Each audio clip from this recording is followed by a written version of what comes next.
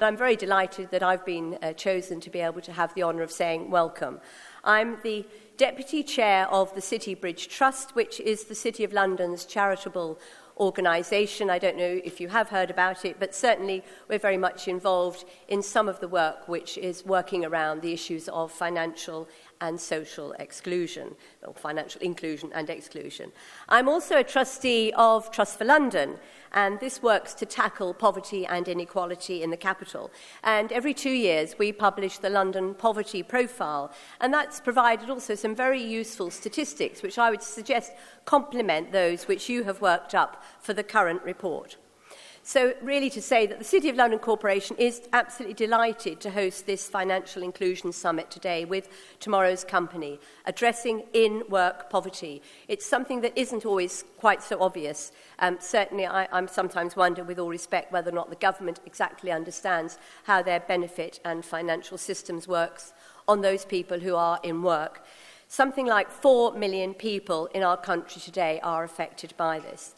And you might think here in the City of London, our rather grand and ancient historic surroundings, it's not going to affect anybody here. But don't let that fool you.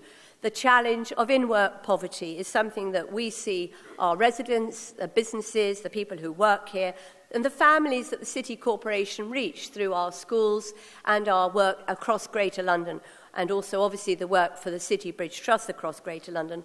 We see this affecting many, many families. And so we're very glad to be here to be able to support this very important summit. And I must say the agenda looks really exciting.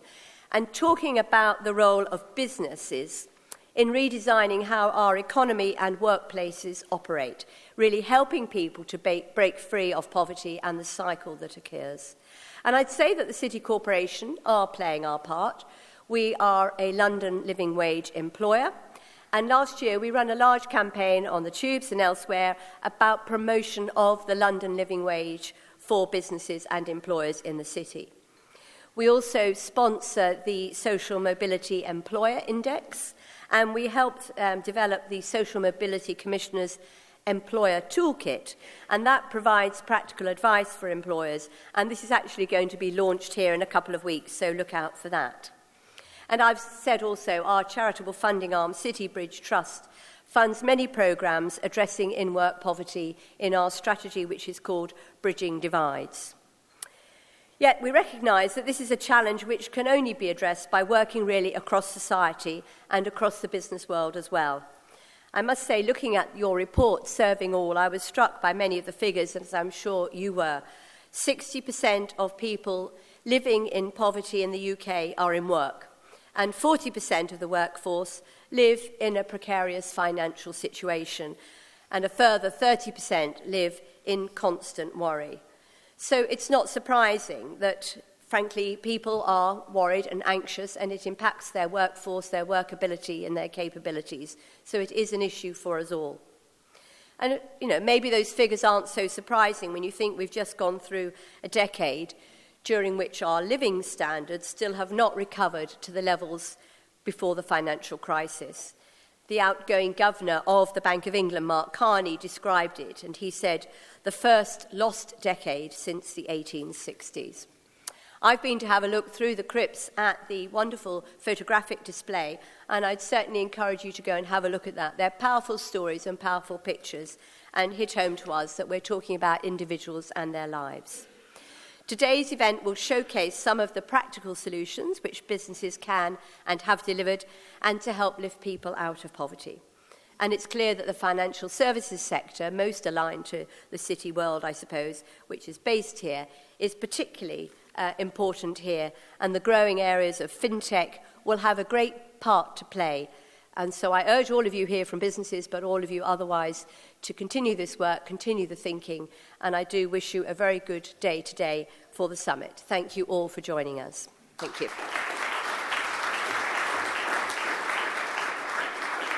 Alison, thank you so much for your kind words and for your tremendous support during this entire process. I stand here before you as the co-founder of the Financial Inclusion Alliance alongside Norman. It's been a tremendous partner.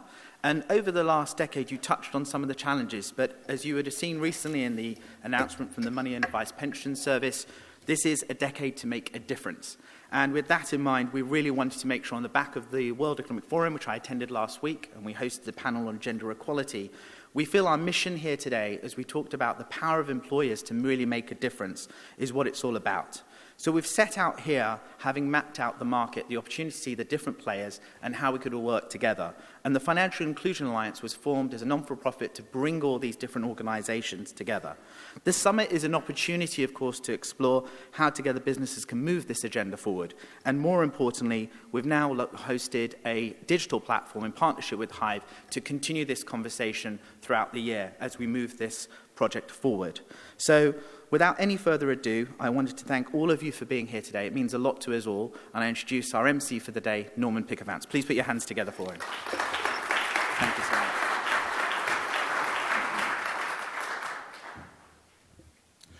So I'll just very briefly outline the programme. It's split into two parts. The first half, which takes us through to coffee, is about why this matters and why it's happening. We will have opening remarks about the moral case, and I'm very pleased to say that we have Cardinal Vincent Nichols who will be taking us through that. We're then going to look at the social case, and we have an excellent panel to really explore what the lived experience of poverty and work is like. And then we will go on to look at the economic case, and the CBI's chief economist is coming to talk to us about that. So this first part is about why and really what's involved.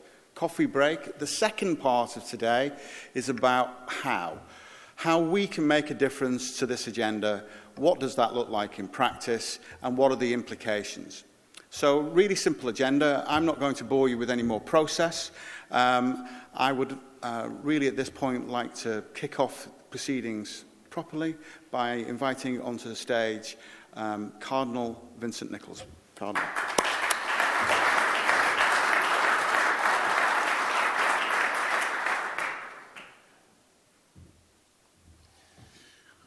Ladies and gentlemen, good morning. It's my pleasure to be here with you today as we meet simply because we care about poverty. We care about the poor. Now that in itself is worthy of note. Care about the poor would not have been part of most of the European civilizations that have shaped this continent and its Middle Eastern neighbors. Persians, Babylonians, Roman leaders would never have met to think about poverty.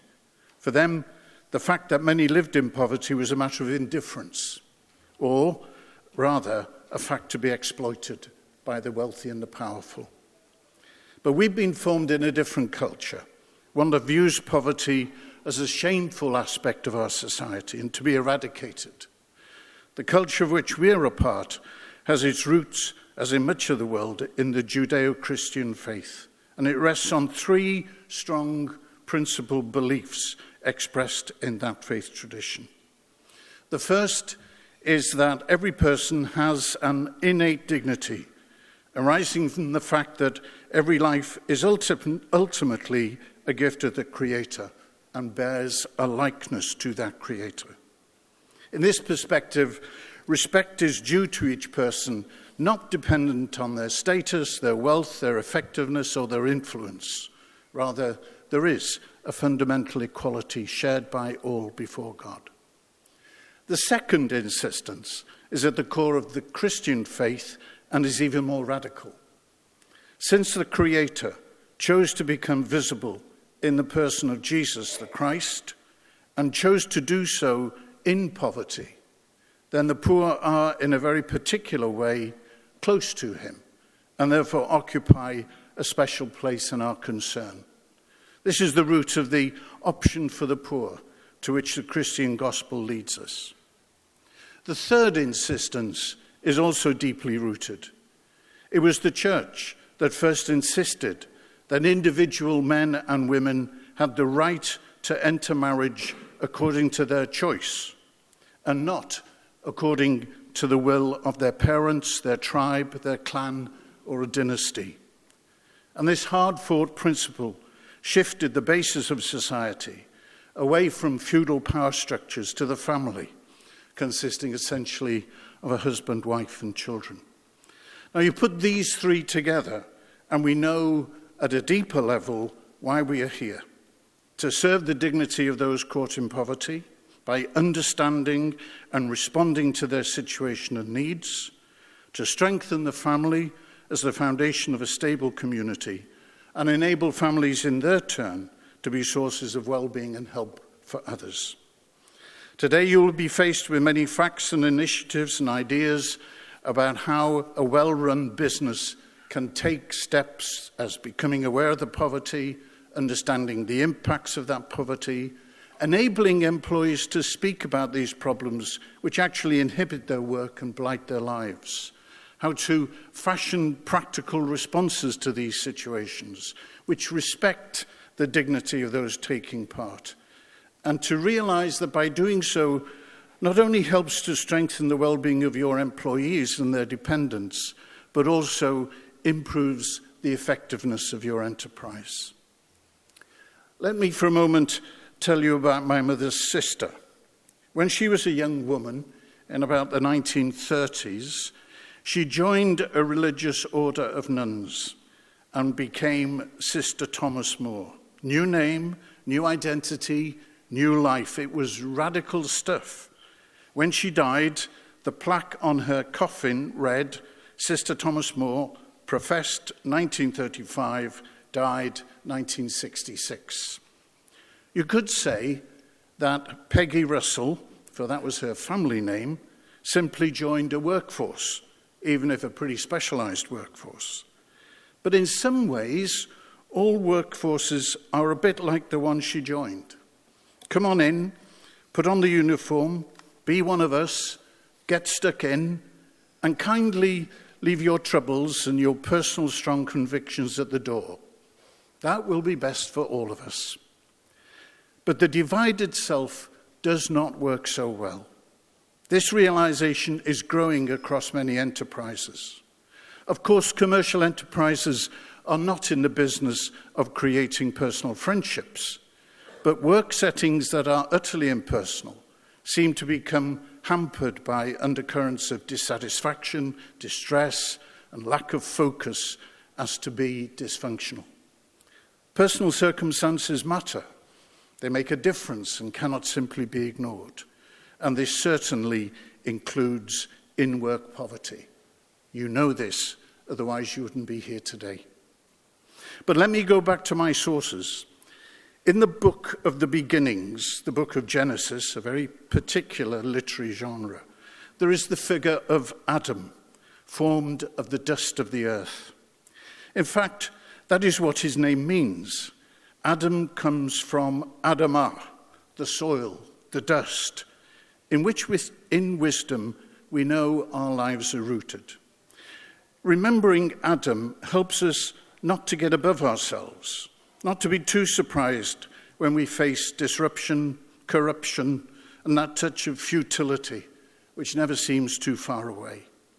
But Genesis also depicts the beginning of human life as the action of God taking this dust into his own hands, giving it shape, and breathing the very breath of God into that dust of the earth. This, too, explains our experience of ourselves. Yes, we unequivocally belong to the earth, yet we also soar above it. We dream, we create, with a spirit that can never ultimately be contained. In a phrase, we are dust made for glory. And this is true of every person.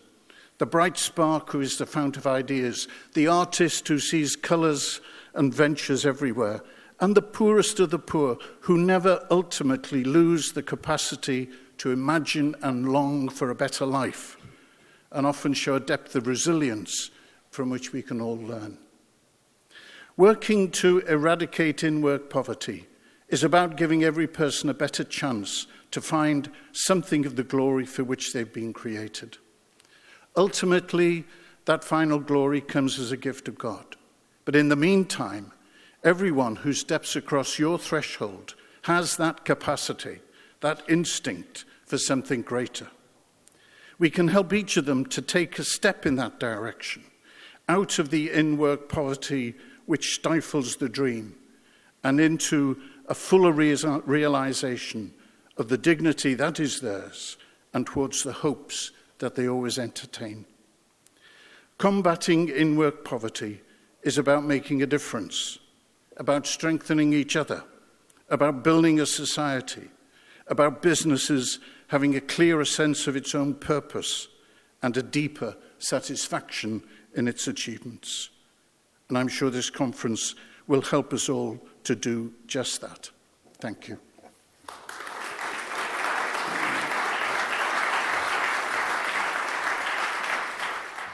Thank you, Cardinal Nichols. As I said, this morning's session is about setting out the case. So we've heard the moral case, if you will. What I'm now going to talk about are some of the findings from the report itself, and really focusing on the social case.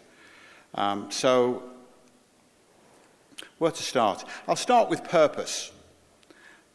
Many of you will be familiar with the work that Tomorrow's Company have done around purpose, and indeed the work of the Blueprint for Better Business. The purpose of organisations is very much to the fore. It's on the agenda of all chief executives.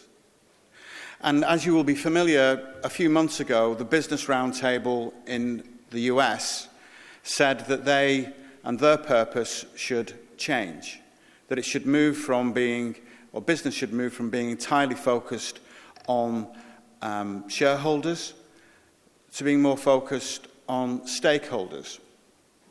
And in recommending the report, Jamie Dimon, Chief Executive of JP Morgan and Chair of the Business Roundtable, said what this means is serving all.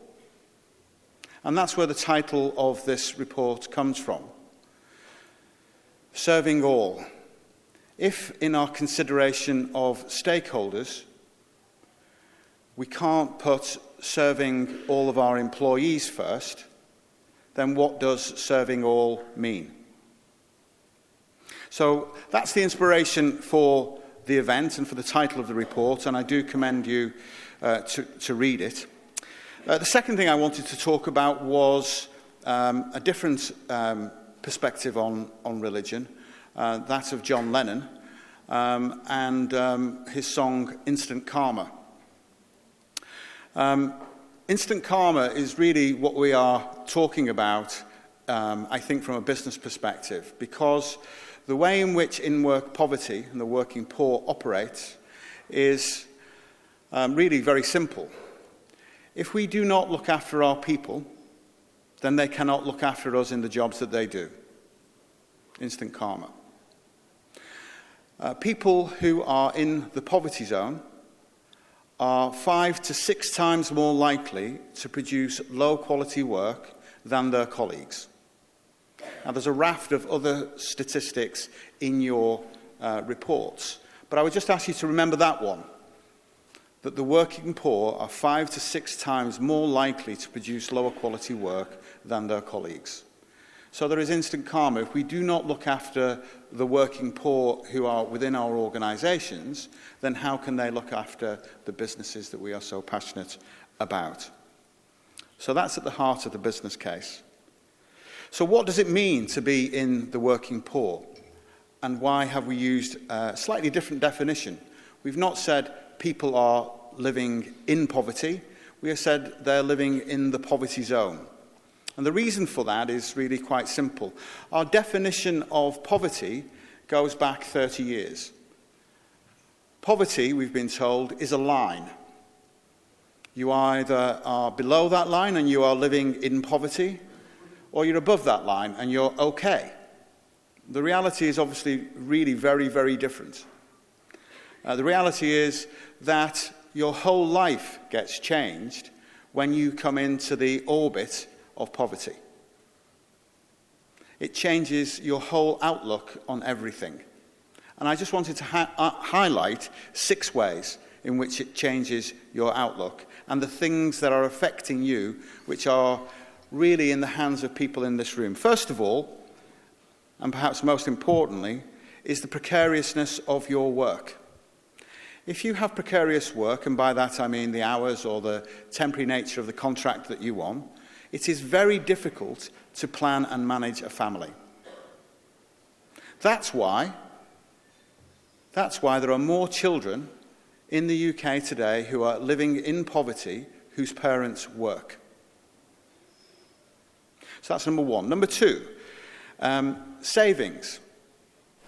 Now we know that the level of savings in the UK is very low, but what that means, if you're living in the poverty zone, you have less than £500 worth of savings.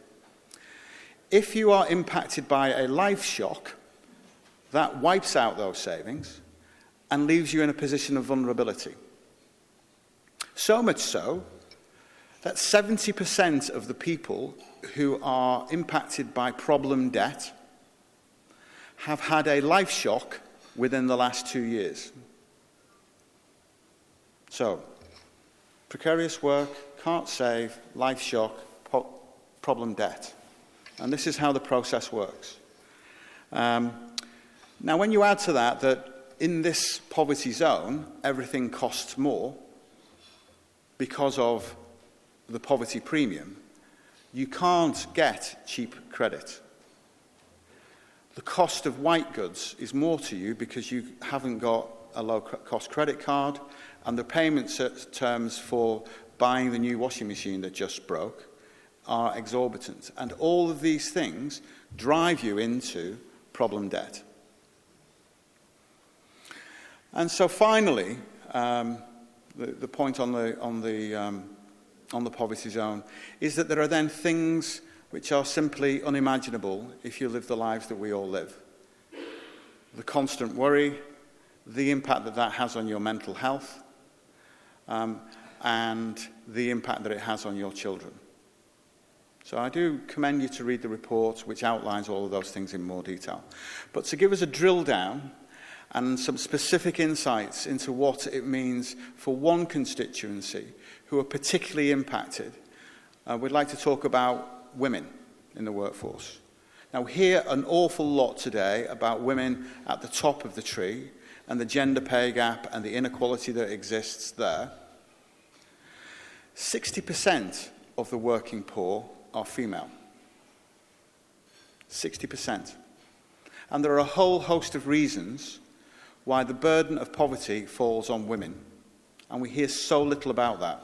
So to hear some more, I'd like to invite Jane Portas, who's an expert in this field. Jane.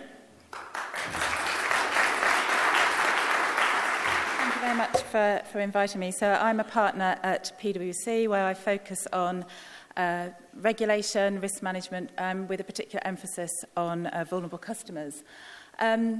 I am also one of the co-founders of a programme called Ensuring Women's Futures, which is a market-wide programme. We've had 150 people working on this programme to improve the gender financial resilience gap for the last 3 years.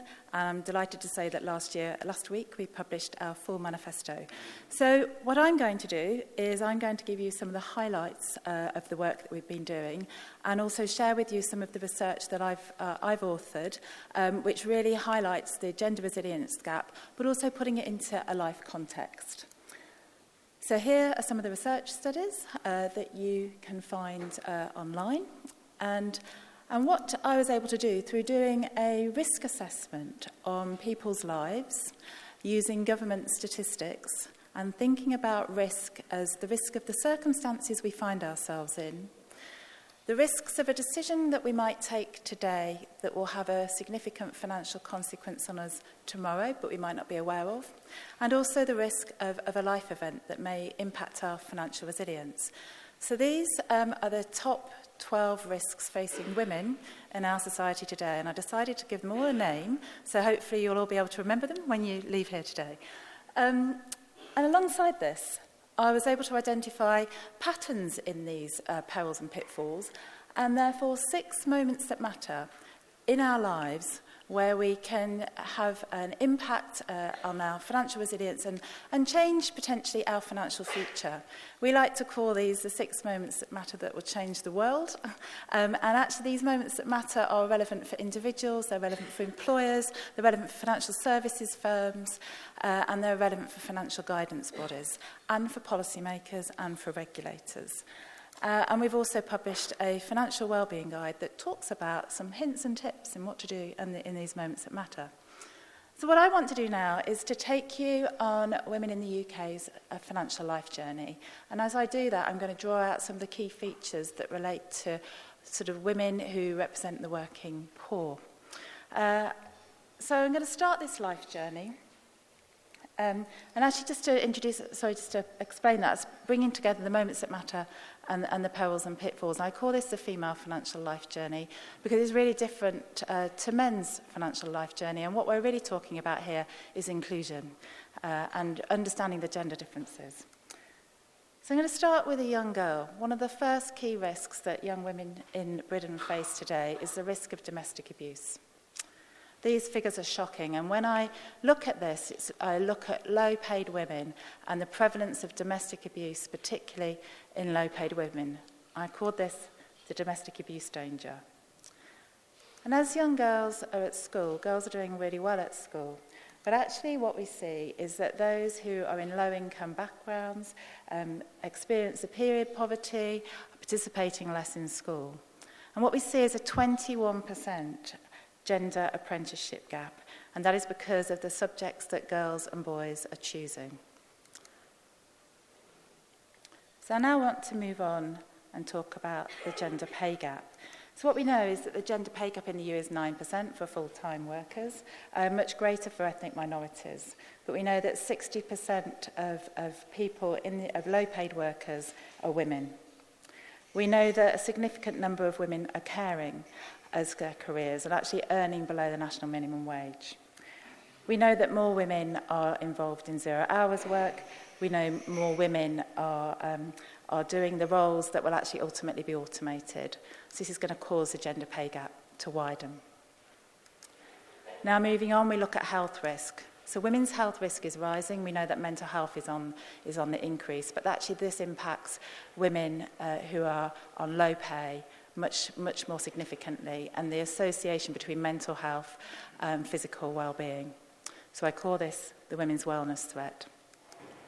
And moving on, love tends to get in the way of financial resilience, and today the way we form relationships is changing. So today many of us are still marrying, but we're marrying later, we're choosing to cohabit.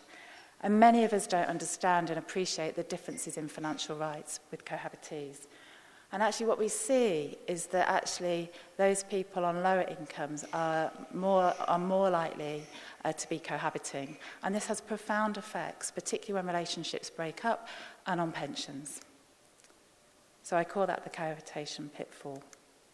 And moving on, when we're having babies, one of the most special times in our lives, our society today believes that women should work part-time. This has been studied on a national study since the 80s, but actually what we see in the data is that because we believe that more women do work part-time, it has a significant impact on the gender pay gap, causes it to double. But actually what we see is those women who are on low pay that are tending to work part-time even more because of the cost of childcare. So I call this a flexible working sacrifice and a key role for employers. So moving on into our 40s, the 40s is the average age for us to divorce, although actually now the age where we're most likely to divorce is in our 50s. But actually look what happens in the perils and pitfalls that women face, in particular when they divorce. And the majority of lone parent families are women. But what we can see is that many children in low parent families are poor. And this also has an impact. Divorce and separation has a significant impact on pensions too. So I call this the divorce and separation setback, which actually really has significant implications on women getting back into work and providing for their well-being and their later life. So now let's look at what happens throughout women's life and the roles of women in our society. So still today, women are doing the majority of caring. And that has profound effects on women's financial resilience. And they're also caring for the elderly in later life as well. So that time when women were older and would save for their pension, and now we're more caring for the elderly.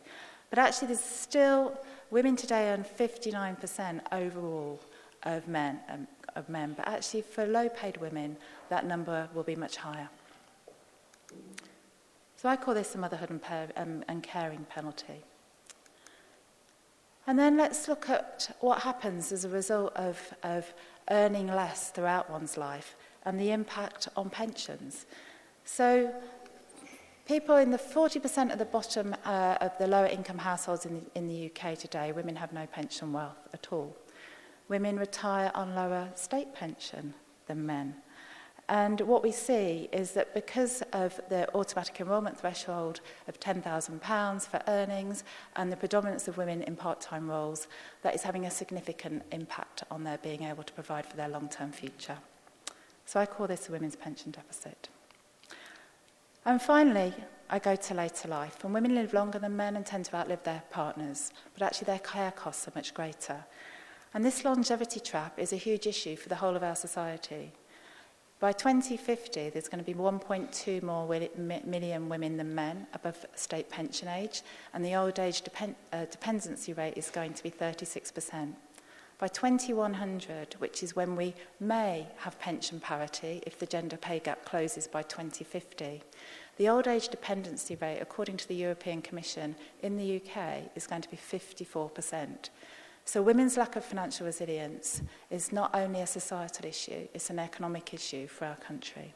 So with that, Ensuring Women's Futures have launched a manifesto. I'm not going to talk about this. But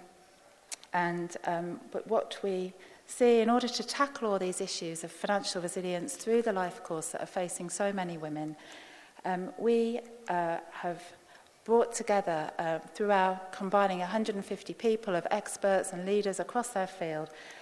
Our manifesto combines policy, practice, business and society, and a key role for employers, particularly in supporting the working poor and the working poor women. So thank you very much.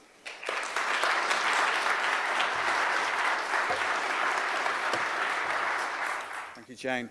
Can I invite our panel members up onto the stage, please? So whilst we're doing that, I'll just explain the next session. One of the things about the Financial Inclusion Alliance and the way in which Tomorrow's Company have pulled together this piece of work is that we very much believe that the only way in which we can make progress on these complex issues is by, and I'm really hoping there's enough seats for everyone. Yeah, just about? Very good. Is by bringing people together who might not normally sit in the same room. I am going to need to bring my own chair onto stage. I've just realised that. It's by bringing groups of people who would not normally sit in the same room together to discuss issues. So I recall the first occasion back in 2018 when we brought together a group of people from all walks of life to sit down and discuss some of the issues we're sharing with you today. It's hugely powerful. It's something that, as business leaders, we do too little of, and we thought that it would be really relevant today to have a group of individuals who know from the front line what living in the poverty zone is all about. So whilst I find a chair, I'd like the panel just to briefly introduce themselves, and we'll be talking about living in the poverty zone. So, Darren, would you like to start at that end of the panel? Thank you, Norman. I'm Darren Master, Insights Director from Salary Finance. I'm Sarah Wallace. I'm the Director of the Just Finance Foundation. I'm Grace Brownfield. I work in the policy team at Step Change Debt Charity. I'm Amanda Botton. I volunteer at ATD Fourth World. And I'm Tom Croft. I'm part of the national coordination team at ATD Fourth World. And I'm Louise Woodruff. I'm a policy and partnerships manager at the Joseph Rowntree Foundation. Our panel.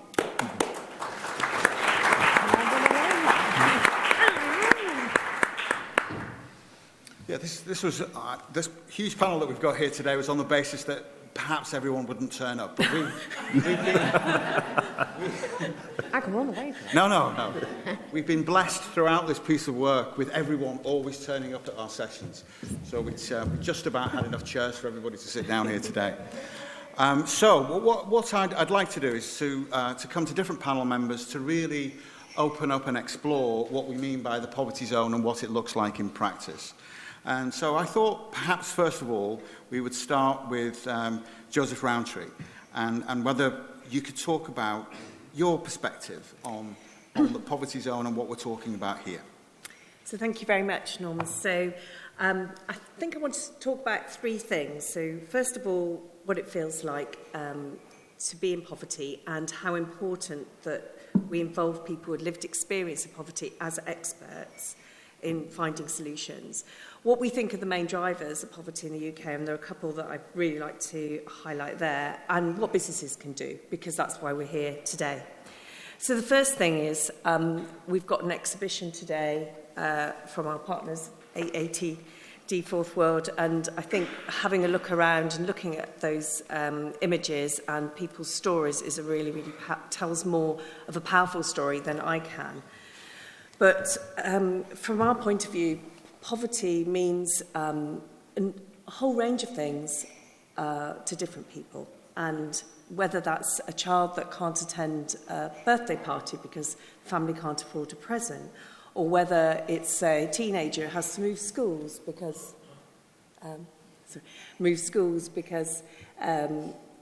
their housing is insecure, or that at work someone's having to move their shifts constantly, turning up for work perhaps where work isn't available, finding out about shift changes through a mobile phone. So we've at Joseph Rowntree Foundation, we've been doing a lot of work and increasingly making sure the work that we do is embedded with working with experts with lived experience. We've been doing some work with people who have the lived experience of in-work poverty and working with them to come up with solutions to some of those challenges that people face day to day, looking at things. And some of those things that emerge are around the management practices that people experience in low-paid work, how we can really make a difference to flexibility for people who are on shift work, and how we can improve skills portability so people aren't going in again and again to different low-paid roles and being trained to do the same things for skills they already have. So going and thinking about the fundamental drivers to in-work poverty, first of all, of course, what we're here to talk about today is work. And for work, for many people, work is not proving a route out of poverty. Their earnings are simply not covering their costs.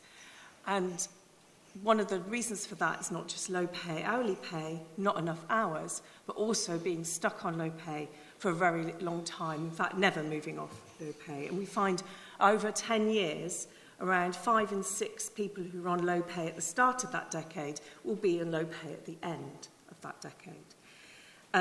The second thing is that social security does not provide an anchor for many people who are swept along by the tide of in-work poverty. And we need to do a lot more about improving the system and investing in it.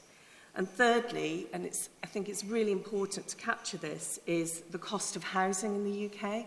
And actually some of our if we want to make a fundamental change in addressing in-work poverty, we also need to fix our housing problem and have a lot more affordable housing that's accessible for people and support for housing costs. So just going on to finally to the solutions that businesses can deliver. And it's really important that just because we've got those other drivers in the system that are important for driving our levels of in-work poverty, it's very important that we don't let the labour market, businesses and employers off the hook. We all need to play a role in addressing in-work poverty. So what can businesses do? So the first thing, of course, is pay a living wage. There are over 5,000 employers that are already doing this. Over a third of FTSE companies are already doing it. If you're in a sector which isn't traditionally a low-paid sector, looking at your supply chain and seeing that people in those supply chain are treated well and are paid a living wage. The second thing is to really focus on that issue of hours and shifts And we've been working with the Living Wage Foundation on a campaign around living hours, around how can we stabilise people's contracts, giving them enough hours, and also have the kind of scheduling where their shifts aren't changing round and round and they don't know what they're working one day to the next. We've heard about flexible working and the importance of that this morning. But we need flexible working that allows people to progress and that people don't lose their flexibility as they move to higher pay grades, particularly in those traditional low-paid sectors. But fundamentally, we need to address our issue with skills and progression. And we need to have a labour market that allows people to progress from lower-paid roles to higher-paid roles. And as Norman started in his talk, this is the time to do this. So more and more the public, politicians, investors are asking questions about the quality of work in the UK. We see cities developing good work charters. As I said, investors looking at the S in the responsible business and delivering on the SDGs that companies have committed to.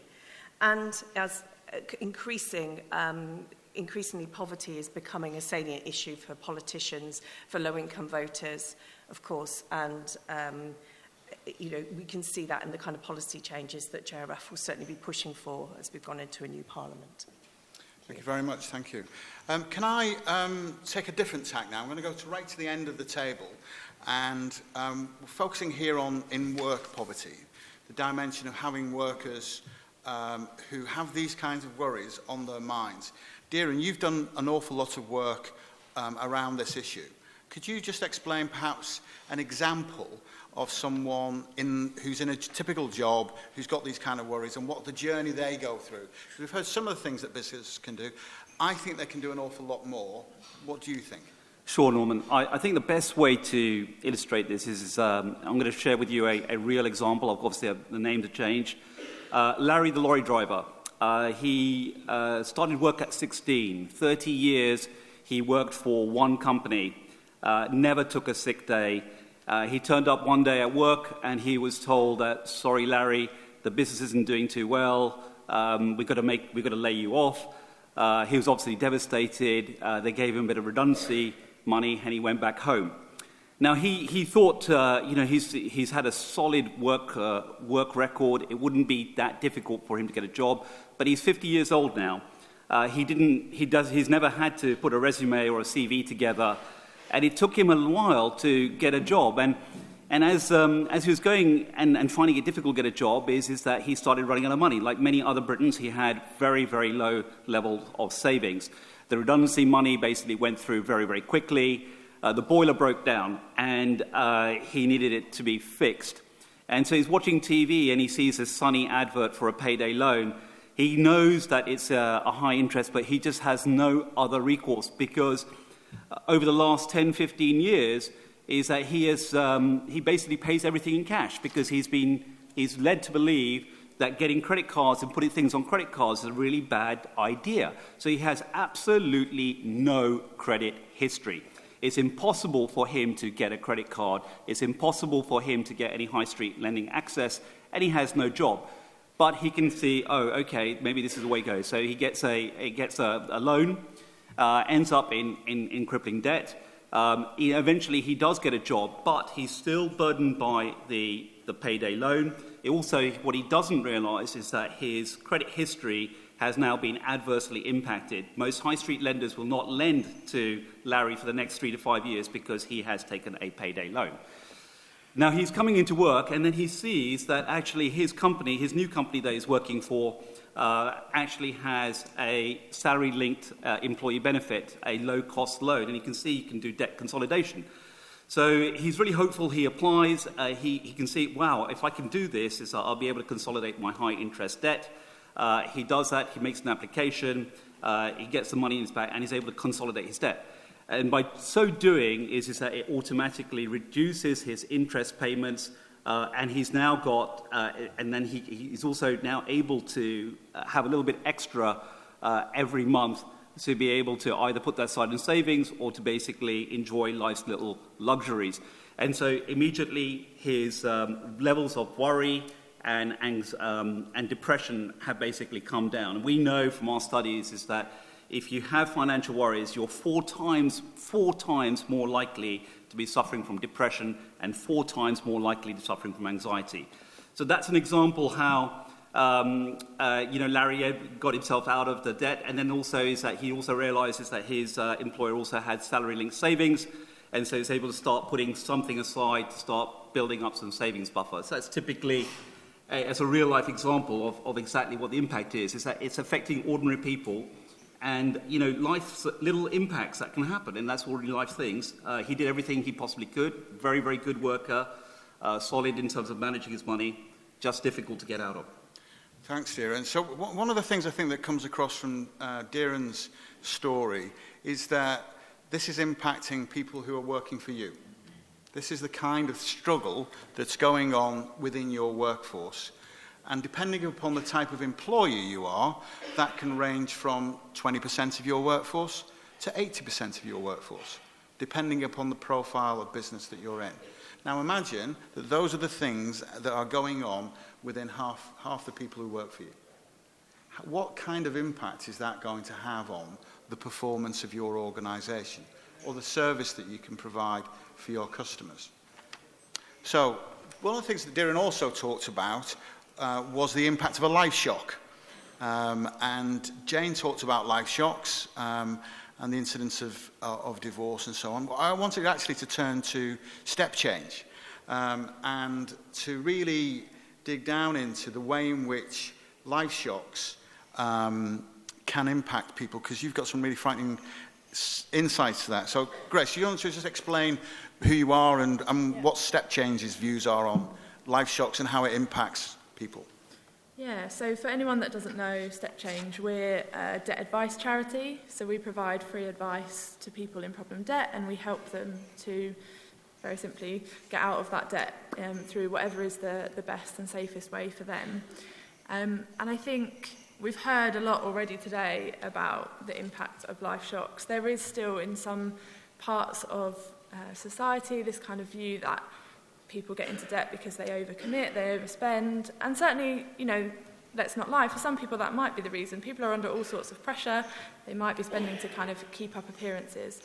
But actually what we see amongst the people we help, and we help about 650,000 people a year, so quite a big number, is that most of those people, so about 70%, say the main reason that they fell into debt was because of a life event. And I think the thing that shocked me when I started working on this was actually they're really common things that most of us will already have experienced and can expect to experience. So Jane, I know you talked about some of these things that are really common in women's lives but across our lives. So things, really simple things like relationship breakdowns are a massive driver for people because you might lose an income if someone moves out of your house, for example. And I think what's important for today is that we know that actually a lot of those people experiencing those life shocks are in work. So almost 75% of clients that we surveyed recently who had fallen into debt after a life shock were in work when that life shock happened. By the time they got to advice, about half of them were in work. So some people, obviously the life shock could be falling out of work, it could be falling ill, but for others it's things that happen and they carry on working alongside it. So it might be their partner falling ill, it might be a relationship breakdown, it might even be them moving house, things like that. So for us, we think that part of that solution is about better safety nets, and there is a massive role for the government to play, but there is a really important role that employers can play there as well. And I really like in the report the talk about poverty zone, because I think that really resonates with what we see is that in Great Britain, we estimate there's about 3 million people in problem debt, but there's a further 9.8 million who are showing signs of financial distress. And they're the population that are really vulnerable to anything changing in their life, as we've heard, and then them spiralling into debt. It's really easy to see how it happens. Like, if your hours reduce and you think, well, they're going to go back up in a few weeks, you're not going to suddenly cancel your child's swimming lessons because you need that money to pay your bills. You're going to think, I'm going to try and get through this. I'm going to put a bit on the credit card. I'm going to go a bit further into my overdraft. But what we see is that people's circumstances don't recover as they expect them to. And then next month, they've got to pay all those bills, but they've also got to pay the interest on the credit card, they're getting to the end of their overdraft, they end up going to a high-cost lender. All these things spiral. And I think that group of people who are in that precarious nature, if you're really worried that if anything changes, you're going to be really stuck, that has such an impact on the way that you conduct yourself, the way that you focus, and we see that when we talk to our clients. So I think from our perspective, employers have a really important role, and I would urge you to all kind of take a look at the report, and from our perspective, we'll keep doing what we can to share our insight and also to talk about the other players that need to do things. So we'll keep making the case to others to get better, and then hopefully employers will lead the way in that as well. We've heard already from Jane about how this impacts women. Just to drill a little bit more into, we've heard how life shocks can be losing a job, it can be something goes wrong with the house or your partner leaves. Just to explore a little bit more about, a woman in her 30s, been cohabiting, has got kids. This is 60% of the working poor are female. Just a little bit more on that particular group. Yeah, so, I guess one of the key topics from, and one of the most important learnings from all of our work at Ensuring Women's Futures has been financial engagement. And actually, we don't really talk about money, and we don't talk about pensions. And that actually is one of the key issues that's leading to these issues around cohabitation, because a lot of people don't appreciate the difference in financial rights between cohabitation and marriage. So how money is managed at home, the view that we have of women returning to work. We still in this country, if you follow British social attitude studies, we still do believe that women with preschool children should stay at home and look after them and should work part-time when children become of school age. But what's happening is that we are valuing women at work net of childcare costs. And that's having a profound effect on their independent financial resilience, which becomes even more important if they're cohabiting. So I go back to this point of financial engagement. And financial engagement for me is if you can be financially capable, but if you're not financially engaged, it's of limited value. And there's a huge amount that I think we can do to improve financial well-being and financial engagement. It needs to start early in life. It affects the decisions women take and boys take in the jobs that they choose to do and the way they conduct the relationships and the work that they do. So I was really pleased that last week the Money and Pensions Service in its national strategy have actually announced that they're going to have a gender lens to financial engagement. And the point that I really want to make on that is we all have different financial life journeys. And there are some very big differences between male and female financial life journeys. So the way we engage with, whether it's our employees or our financial services customers, needs to be much more relatable to the way that we're living our lives. And that's a really key point. Thank you. So one of the things that Jane's talked about within her profile of the women's financial life journey is looking after children. And with women in work and looking after kids, one of the impacts that Joseph Rowntree talk about an awful lot is the impact of working parents who are struggling, the impact that then has on their children.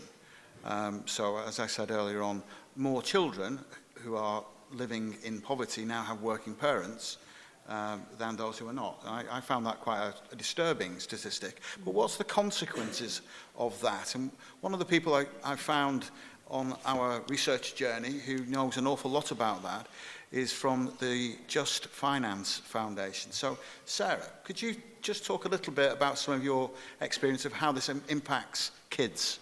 Absolutely. We're part of a group of charities, and we do a mixture of work around preventative work around financial inclusion, but also dealing with some of the direct impacts. So we see, particularly around the school holidays, the impact of having the children at home on low-income families. It can be that one parent has dropped their hours during the holidays because the cost of childcare is so high, but that means a drop in income for the families. And having children at home all day can put an extra burden on the finances, needing to find money for an extra meal, find money for entertainment, and that can really put strain on certain families and finding that children often don't understand why they can't do something or why they can't have something. We often hear children say, "Oh, Mum, can't you just put it on your card?" They don't understand always the finite nature of money. So there's pressure from the children. They're being constantly marketed to. And that puts pressure on the parents as well to try and keep up with the level of lifestyle they expect them to have. And I think the other thing that has an impact on that, and something to keep in mind, with this over the last couple of weeks, we've heard a lot about the Greg's bonus and how that's impacted low-income families. I think that's really raised awareness of the number of families whose income is made up of a mixture of work and universal credit or other in-work benefits. And so I think it's really important for employers to understand that financial circumstances are more complicated than just the wages that they're earning, and to understand that, changing hours or offering someone additional hours, while it might seem like it's helping them out, sometimes can have a negative impact. It might mean increased childcare, or it might mean a reduction in other income. So I think for me, to work on the issue around children, it's about understanding the complicated landscape around family finances. And one thing that really struck me, one of the schemes that you are involved in over the summer holidays, because this has a particular impact over summer holidays. You just want to talk about one of those schemes? Yeah, so one of the schemes we run in Devon is a holiday hunger scheme. And so we work in a number of locations, and the locations are published in advance so that families know where they can go. And there'll be a healthy lunch for the children, there'll be crafts and activities. So it's somewhere for the parents to take the children for something to do and a decent meal if they're struggling financially. Another reason the school holidays can be a really difficult time is needing to buy new uniform, whether the child's changing school or just moving up a year and needing uniform. And for tightly squeezed budgets, that extra cost at a time where you've got potentially increased costs already because of increased childcare or just the cost of having children at home can put a real burden on families at that time. No, thanks for that. One of the things that really struck me just talks about how finely balanced that Bernardo's did some analysis. So if you've got 3 kids, it's an extra £25, £30 a week. You would have been picking that up through free school meals. You've got to find that £30 a week from somewhere. So £120 a month, which you would have been spending on other things. That's the difference between having to go and seek credit or not. And these are the children of employees who work for you. That's the thing I keep on wanting to come back to. These are the children of employees who work for you. And what we need to do is to figure out, how do we help with that situation? That isn't what we want.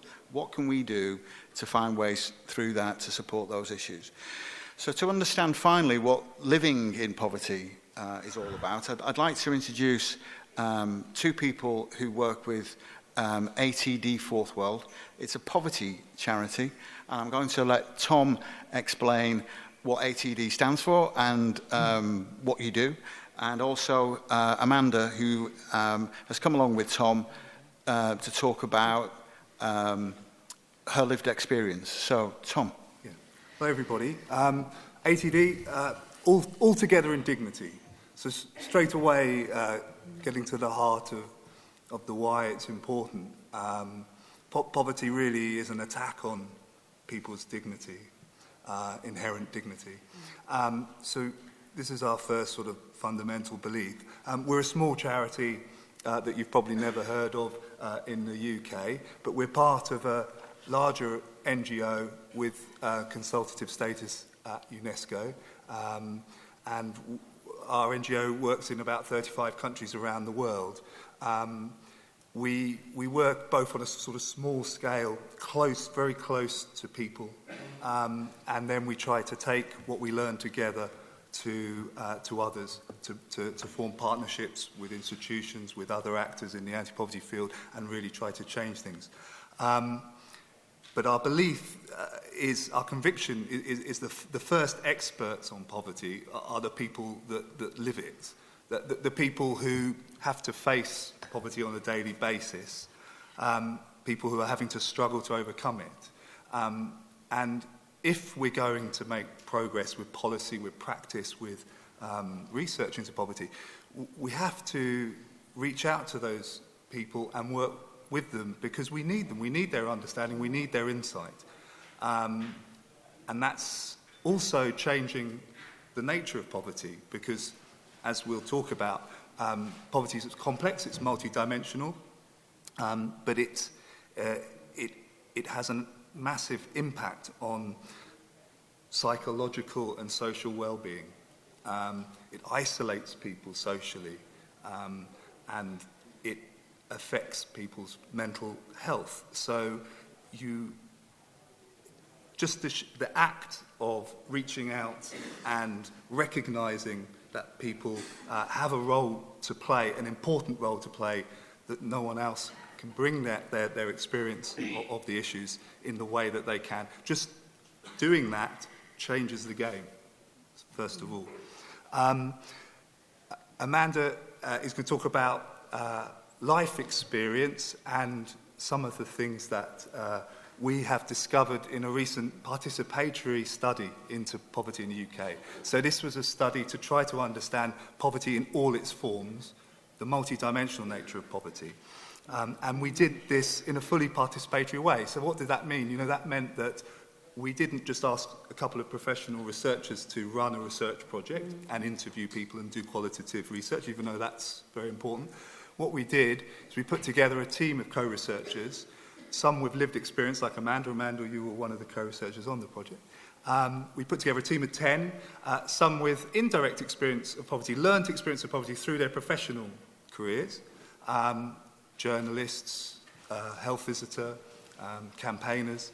We put together a team, and that team designed the research project with advice from professional researchers, and we then took that out across the country, in the southeast, in the north of England and Scotland, and we brought together different groups of people reflecting different expertise on poverty, so lived experience and learnt experience, and we asked them simply, you know, what does poverty mean, and what does poverty feel like?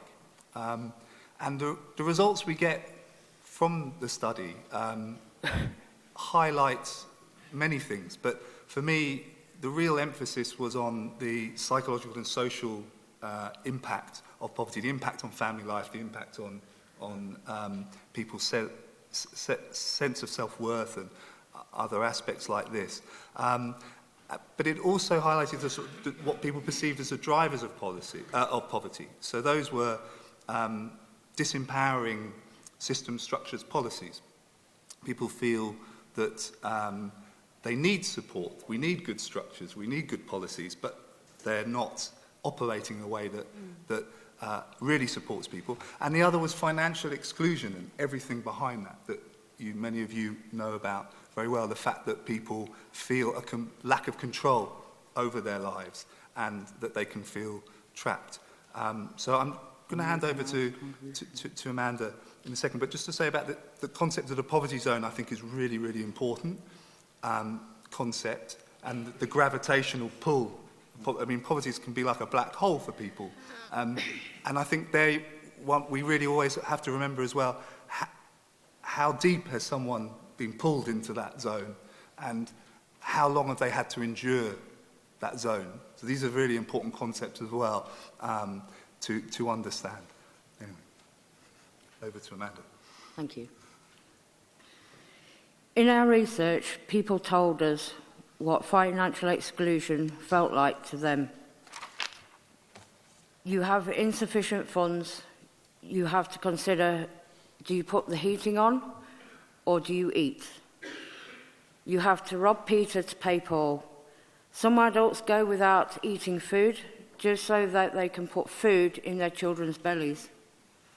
When parents don't have money for top-of-the-range designer clothes, etc., children who had friends before may become isolated because they are not on trend. Also, some children even get bullied because of this. Children in poverty do not get invited to parties because their parents cannot afford a birthday card, gifts, or for Christmas, or even a card. It's the same for adults too. If they are invited to go out, They'll often make up an excuse not to go, just so they hide their embarrassment over not being able to pay for a drink, etc. In-work poverty means relying on universal credit or another type of benefit. That fluctuates with your shifts, but it is disconnected. Working a lot of shifts 1 month means less universal credit or none at all for the following month, when you might not even be assigned any shifts at all. The waiting period for receiving universal credit means that people get more and more into debt while waiting to receive it. Another problem with the fluctuations of universal credit is that the statements are hard to understand. With ATD Fourth World, we often run training programs with social work students, and not one of them has been able to correctly understand the form that the statement comes in, or how much a person owes towards social housing. Financial exclusion feels disempowering and shameful to those living in poverty. Poverty is about what life throws at you. It strips away your dignity, your humanity. You hit rock bottom, where you feel there is no point in getting up in the morning. You might as well be 6 foot under. In the room, past the coffee, you can see the exhibition, the roles we play, recognising contributions of people in poverty. This project shows people another side to us. The media links the word poverty to words like lazy, feckless, scrounger.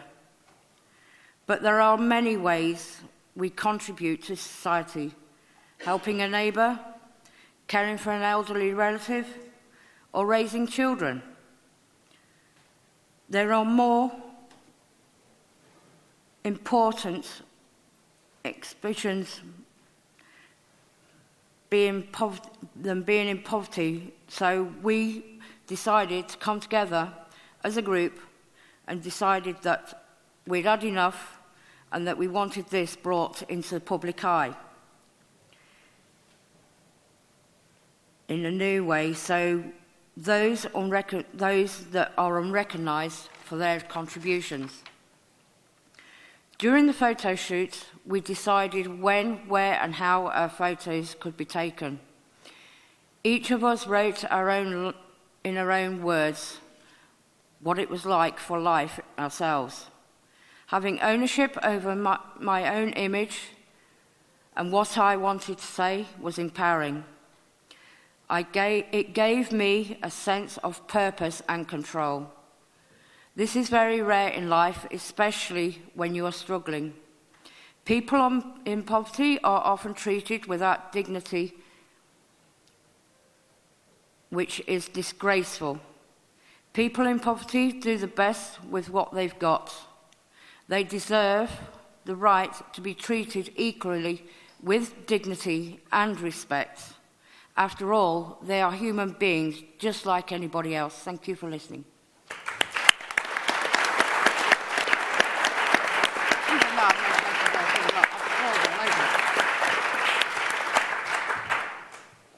Thank you so much for doing that. I would encourage everyone, so there's coffee in the middle room, but in the far room there's an exhibition. I would encourage everyone with your coffee just to walk around and have a look at some of the photographs that Amanda was talking about. The point of this conference, the point of this summit, is to bring to the foreground the issue of people who work for you. This isn't about a problem over there, in another country, in a different neighbourhood. These are our colleagues in our workforce. They're just doing different jobs. For me, this is really what a purpose-led business is all about. It's about putting purpose into practice. Now, many of you will be sitting there going, well, I get that, but I'm not sure what I can do. And in the second half of today, we will talk in a lot more detail about the role that employers can play. But I really felt that this panel coming together this morning was hugely important in giving you a sense of the journey that we've been on in understanding what it's like to be on the bottom rung of the business that you're in, what it's like to be in those roles. So hopefully we have achieved that. Can I give final kind of thoughts on all of this to Louise at Joseph Rowntree? Louise, do you want some final thoughts on it? Final thoughts. I think it's really important that we realise there are solutions to addressing broadly poverty and in-work poverty as well. So it's about whether that's businesses, whether it's government, communities. There is actually a lot going on within, whether it's within cities, within individual businesses themselves, within policy, that can make a difference. And we've seen, for example, a real difference in the way that pensioner poverty has been addressed over the last 20 years. So there are things that we can do that make a real difference. And I just wanted to go back to what you've been saying around dignity and fairness and respect, and to give a positive example where people with lived experience have been really listened to and how it's redesigned a system, and that's in Scotland, where the social security system is now devolved and in terms of its delivery of Social Security Scotland, and where those principles around dignity, fairness and respect have been embedded in the new way they have designed the service, with regular contact with people with lived experience and on different panels. So there's opportunity there to shift the way in which we deliver some of our services around by listening and trying to understand. And obviously that's early days. But I think it's the important point is that we can make a difference. And we see that in some of the business practices as well, and whether people are, even within sectors which have an issue with low pay, but actually where employers are offering living wage, progression opportunities, really taking forward those issues on flexible working. So I think moving on to the second part of your event, it's really important that we focus on what can be done, as well as understanding the reasons and moral and social, business and economic case for making change. Okay. So can we thank the panel? Thank you all very much.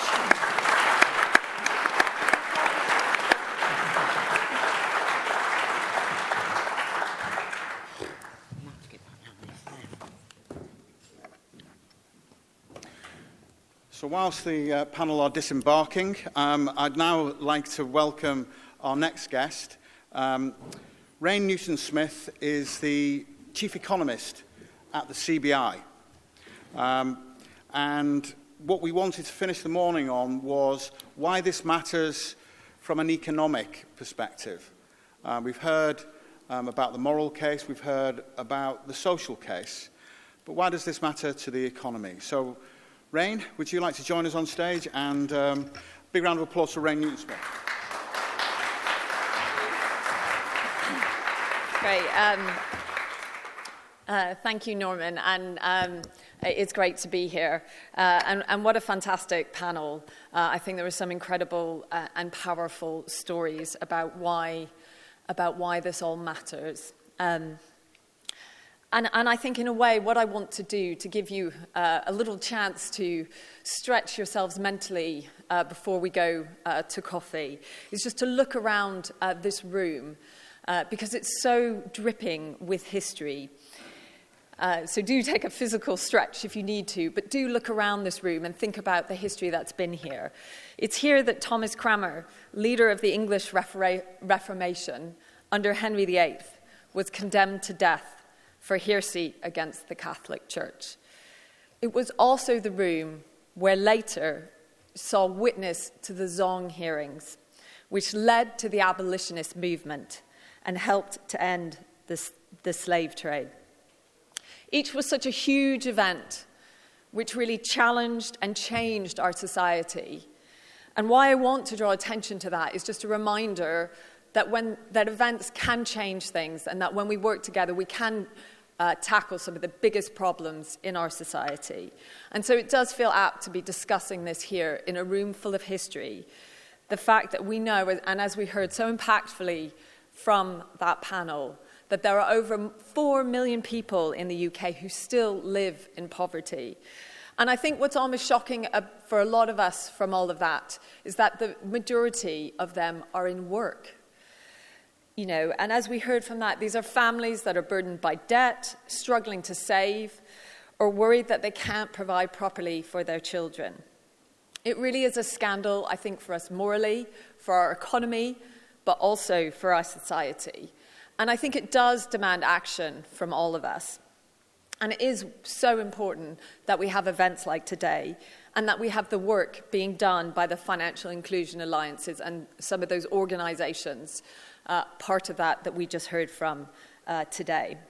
And I'm really proud to be here on behalf of the CBI. For those of you who don't know us, we are the voice of business in the UK. We represent businesses of all shapes and sizes all around the UK. And yes, much of our work is with government and looking at policies to try and tackle some of these issues. But it's absolutely also with business. And to my mind, there is so much that business can do to help to tackle some of the problem that we're here to solve today. Because I'm a firm believer that business with purpose is, as the British Academy's recent report on the future of the corporation defined it, the true purpose of business is to solve the world's problems profitably, but not to profit by making some of the world's problems worse. So I want to talk about today why financial inclusion matters, what business is already doing about it, but how we can all do more by working in partnership with the Financial Inclusion Alliance. And I really want to focus on 3 very practical ideas that we can all put into place to make our businesses more inclusive and to help on this issue. And look, for those of you who might be a bit perturbed by some of the grisly history here in the Guildhall, rest assured, I have it on good authority that this room has survived 2 fires, several air raids, and more recently, at least 1 CBI away day. And if I'm being honest, the last time I was here, I was wearing my Christmas jumper. So you have been spared that embarrassment at least. But let me start with this question about why financial inclusion matters. We've had such an amazing lineup of speakers, but I want to talk a little bit more about the economic argument, the business case. I am an economist after all, though I like to think that I'm more of a happy economist than a sort of wizard of the dismal science. And I want to talk a little bit about how our economy has changed recently, which means our people are just so much more important than ever to our businesses. If you think about the world of work and how much it has changed, we've seen such a shift from, you know, in history when companies got their might from their physical assets, from the mines, from industry. But we've really seen such a big shift where the things that define companies now are their people, their creativity, and their ingenuity. And that's all about the role of services in our economy, and also about the rise of technology and the fact that we are all living and working longer. And that means that we need to make sure that our businesses are truly inclusive, that our employees aren't living with stress, and that we are supporting them through the stresses that they have in their own lives, so that they're really able to be creative, to innovate, and to live full and happy lives. So fighting financial exclusion isn't just the right thing to do. It absolutely helps our businesses themselves to grow. Because I think, as we heard recently, financial insecurity means people are much more likely to suffer from poor mental health, and that affects their performance at work.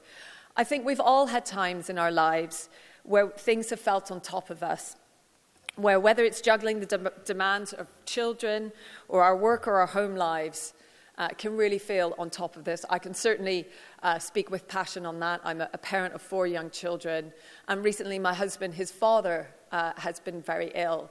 But I'm very fortunate to work in a company where I know if I need to take time out to address that issue, I can. And I think living and working in supportive workplaces like that is so important. And it's just so much tougher if you add on to those challenges worries about debt, worries about being able to provide for your children, to pay the rent or have enough money to feed your children. And this debt and financial stress can absolutely, of course, lead to absenteeism, to poor performance, and to stress within teams. And in fact, a few years ago, a crossbench peer, Lord Stevenson, the CEO of Mind, Paul Farmer, came together and were asked by the government to carry out independent work on the impact of mental health in the workplace. And they published the Thriving at Work review.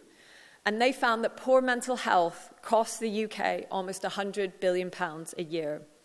But of course, it isn't just about the cost. It's about what it means to people's lives. And I think we've seen in the report today similar statistics. It's quite amazing that on average, and that's on average, a UK worker spends 10 hours a week worrying about their finances during working hours. So this is real and present to so many people. And we know that those who have to worry about money are much more likely to be looking for other work, to be having challenges with some of their colleagues as some of that stress comes into the workplace. So I think in the modern world of business, and what I've been really encouraged by when I've been traveling around the UK over the past couple of years is how open some of the conversations have been about mental health and how much businesses are now having a more honest conversation about these challenges within the workplace and how they can support their colleagues.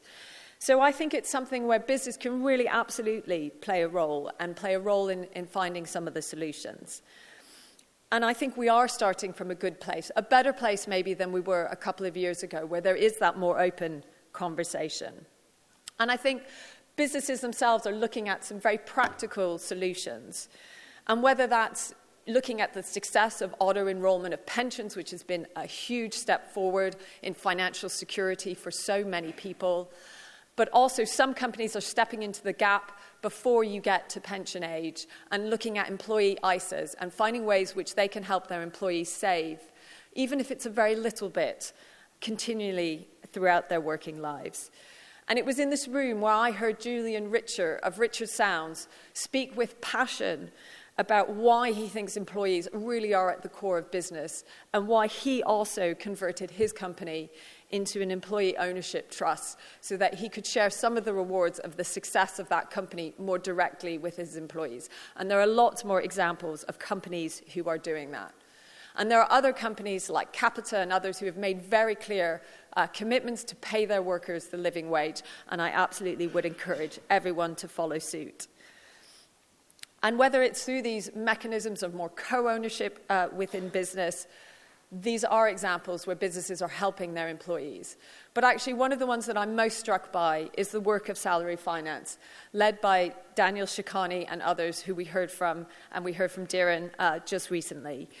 They have such a good idea to help people in debt, because when you hear some of these stories, it's often one single event that leads families who are otherwise in a good position into struggling with debt that can then spiral out of control.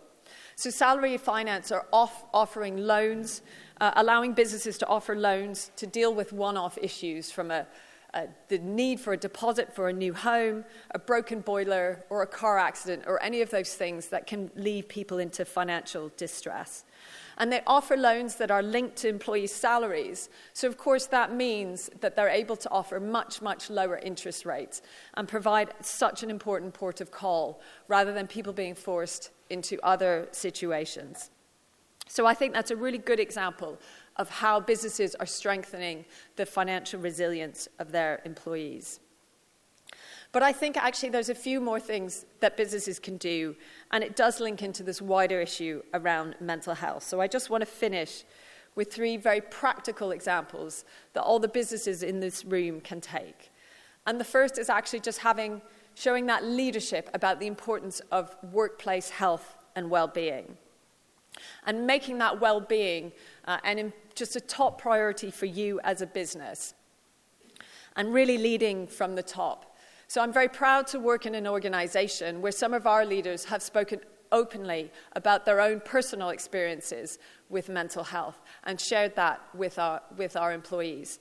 We also have mental health first aiders, colleagues who are assigned that people know that you can go to, whether it's an issue with you personally and you just need someone to talk to, or whether you're not sure how to support one of your colleagues, or you're not sure as a manager how to have the conversations around mental health, which can be really difficult to have. So it's so important to have those people who can provide support and to allow people the time to have those conversations. And I've certainly used some of those mental health first aiders in my work over the past few weeks. And so I think as business leaders, we also need to communicate why this matters and why greater inclusion isn't just better for business, but it's ultimately better for everyone. I think the second is providing those really practical resources for employees, and we've heard more of that here. And whether that's thinking about mobile health apps or access, there are certainly some great ones from the NHS, but where companies can, providing additional services through private medical insurance can certainly help. But also making sure that mental health is a core part of that, and we don't just focus on physical health. And there's certainly very simple, practical steps you can do by running workshops about budgeting and planning for retirement. And there are many organizations that partner with businesses to apply that within your own business, or partnering with independent financial advisors who can come into your business and provide services to those who might need it. And I think finally the thing is ultimately it's about culture. It's about challenging the everyday by taking small steps as often as you can. I work from home 2 days a week. That's really important for my mental health. It's important for how I support my family. And I'm really proud that a lot of my team follow suit when and where they need to, whether that's for children or caring for elderly parents or whatever it is outside of your working life that supports you and drives you forward. Having time for that is so important. So I think if we have an open company culture, we can build a workplace that is open about some of the challenges that people are having around financial issues. And we can reduce some of the stigma that is still out there about mental health that can actually prevent people from seeking help and being open when they need to. So I think we can all be that voice and we can be that challenge. So I just want to end with a closing thought. It was Oscar Wilde who said, discontent is the first step in the progress of man, and he should have said women as well, or a nation. And as a nation, we should be discontented. Discontent to live in a society where some people feel excluded, where some families can't afford to pay their bills.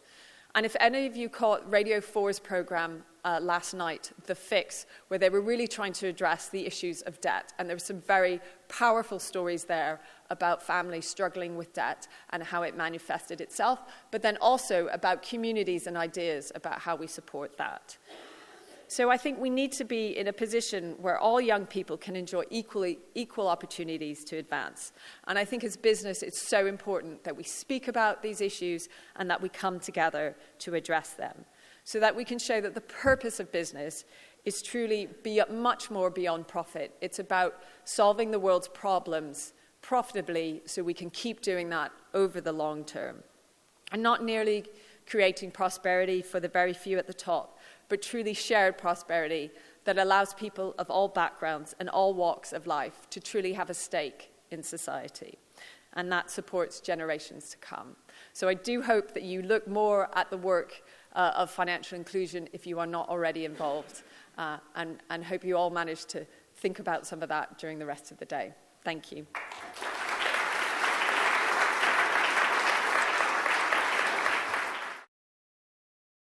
We now move on to the second part of our agenda.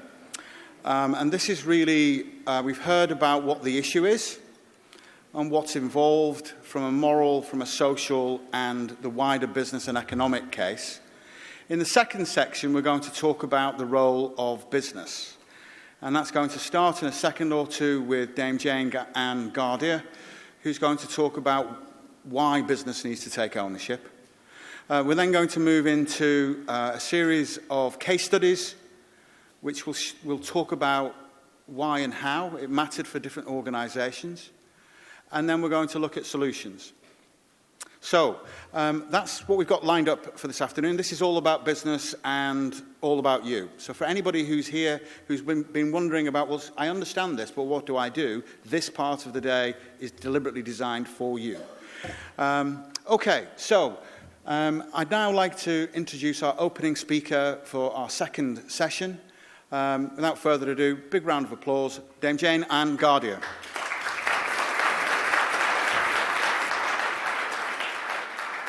Thank you very much, Norman, and good morning, everyone. Thank you very much indeed for having me here today. As Norman said, I'm Jane Ann Gardier, and until 18 months ago, I was the CEO of Virgin Money, which I'd like to talk about a little bit, and I'm now the CEO of Salesforce in the UK, so from banking to tech is quite an interesting journey, and I think relevant in both cases to the social and economic consequences of the questions that we're asking here today. But for me, the only point in working hard in business is to be clear on your purpose and to deliver your purpose. And as I was sort of preparing for this morning, I was trying to think about why I believe that so passionately. And I remembered that it was back in 1994 that I was first involved in setting up Virgin in financial services a very, very long time ago. And as so many of us will have experienced, particularly when you're setting up your own company, and particularly with something as high profile as the Virgin brand, we worked 24/7 for years in trying to make this business a success. And as a result, I was in my 30s, and it was at a time of life when I really had wanted to have children. I kept putting that off. And of course, then a child didn't arrive. So I did lots and lots of IVF, 6 attempts of IVF, and then my daughter finally arrived when I was 41. And of course, I was still working really, really hard, and I had this ridiculous view that perhaps lots of us have, which is that having a baby won't change my life at all. I'll just sort of slaughter in to everything that I'm doing. And of course, then postnatal depression hit me like a truck. And my husband had given up work to look after the baby, so I had to go back up to work. And I was absolutely, somebody was talking about the pressure that you feel, and I was remembering that moment. I was absolutely devastated to think about, I've committed myself to work. All I want is to be at home with my baby. Anybody recognise that sort of thought? And of course, as I say, I was a sole breadwinner, so I had to go to work. And I remember standing on a platform like this, clearly not feeling I was doing my best thing, but the consequences worked out quite well, which was that I'd got all of the relatively small Virgin Money team together at that point in a smaller room than this. And basically I said, I'm back, I've got to be back. I don't really want to be here unless it makes a difference. And I remember saying to everybody, the only way that it was going to make up for me doing the thing I didn't feel I really wanted to do and leave my baby behind was that if I felt that the work we were doing would make a difference. And I'd said that, if you know what I mean, as a sort of internal thing. I don't remember looking out at the audience when I said it.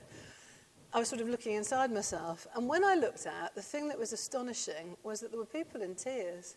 And I thought, blimey, it isn't just me that feels like that. People really passionately wanted to find that the amount of time that they give up to their work is truly valuable and truly meaningful, because so many people in my experience want to make a difference. And it was that moment that I realised that business with purpose is the only powerful business. And we at Virgin struck out on a journey which enabled us to consider, and in that case, what is the purpose that we all feel is critical, the thing that we can all get behind. And over time, first of all, it started out actually as a marketing campaign and then became very much a corporate ambition. And we set ourselves the objective, which I felt was, as I thought about it today, completely relevant, which was to make everyone better off. And, of course, some people interpreted that as banking, some people interpreted it as a more social point. But the thing that was so powerful about it was that this thing, which was to everybody individually, as you do your job, think about how the decisions you make other people better off, had all sorts of really positive consequences. I remember a few years later that we had a branch network, and a woman who was running the Dorking store. She used to write to me and she'd say, I'm Dora, and I run your Dora's Dorking Diamonds. And this was her branch, you see, in Dorking. And she said, and I'm having a geranium sale, and it's amazing how the customers love it, and I think I'm making everyone better off as a consequence. And I remember thinking, I'm not sure that I really meant put geraniums in a bank branch to make everyone better off. And then I realised, but actually, for her and her customers, that was the right thing to do. So why not do something that empowered her to do the right thing for her customers? One of the things that was particularly powerful in this thing called Everyone's Better Off EBO was that I always used to use it as a sort of decision-making context. And in 2012, Virgin Money, which was tiny at the time, acquired Northern Rock once it had been cleaned up after the financial crisis. And as a result of the financial crisis, deposits had been leaving Northern Rock very fast. And so they'd put up the deposit rate very high. And when we acquired the bank, I can't remember now what the deposit rate was. I think it was something like 2.75%. And for those of you that save at the moment, you'll realise that that was a very good rate even in 2012. And financially, we couldn't afford to sustain that particular rate.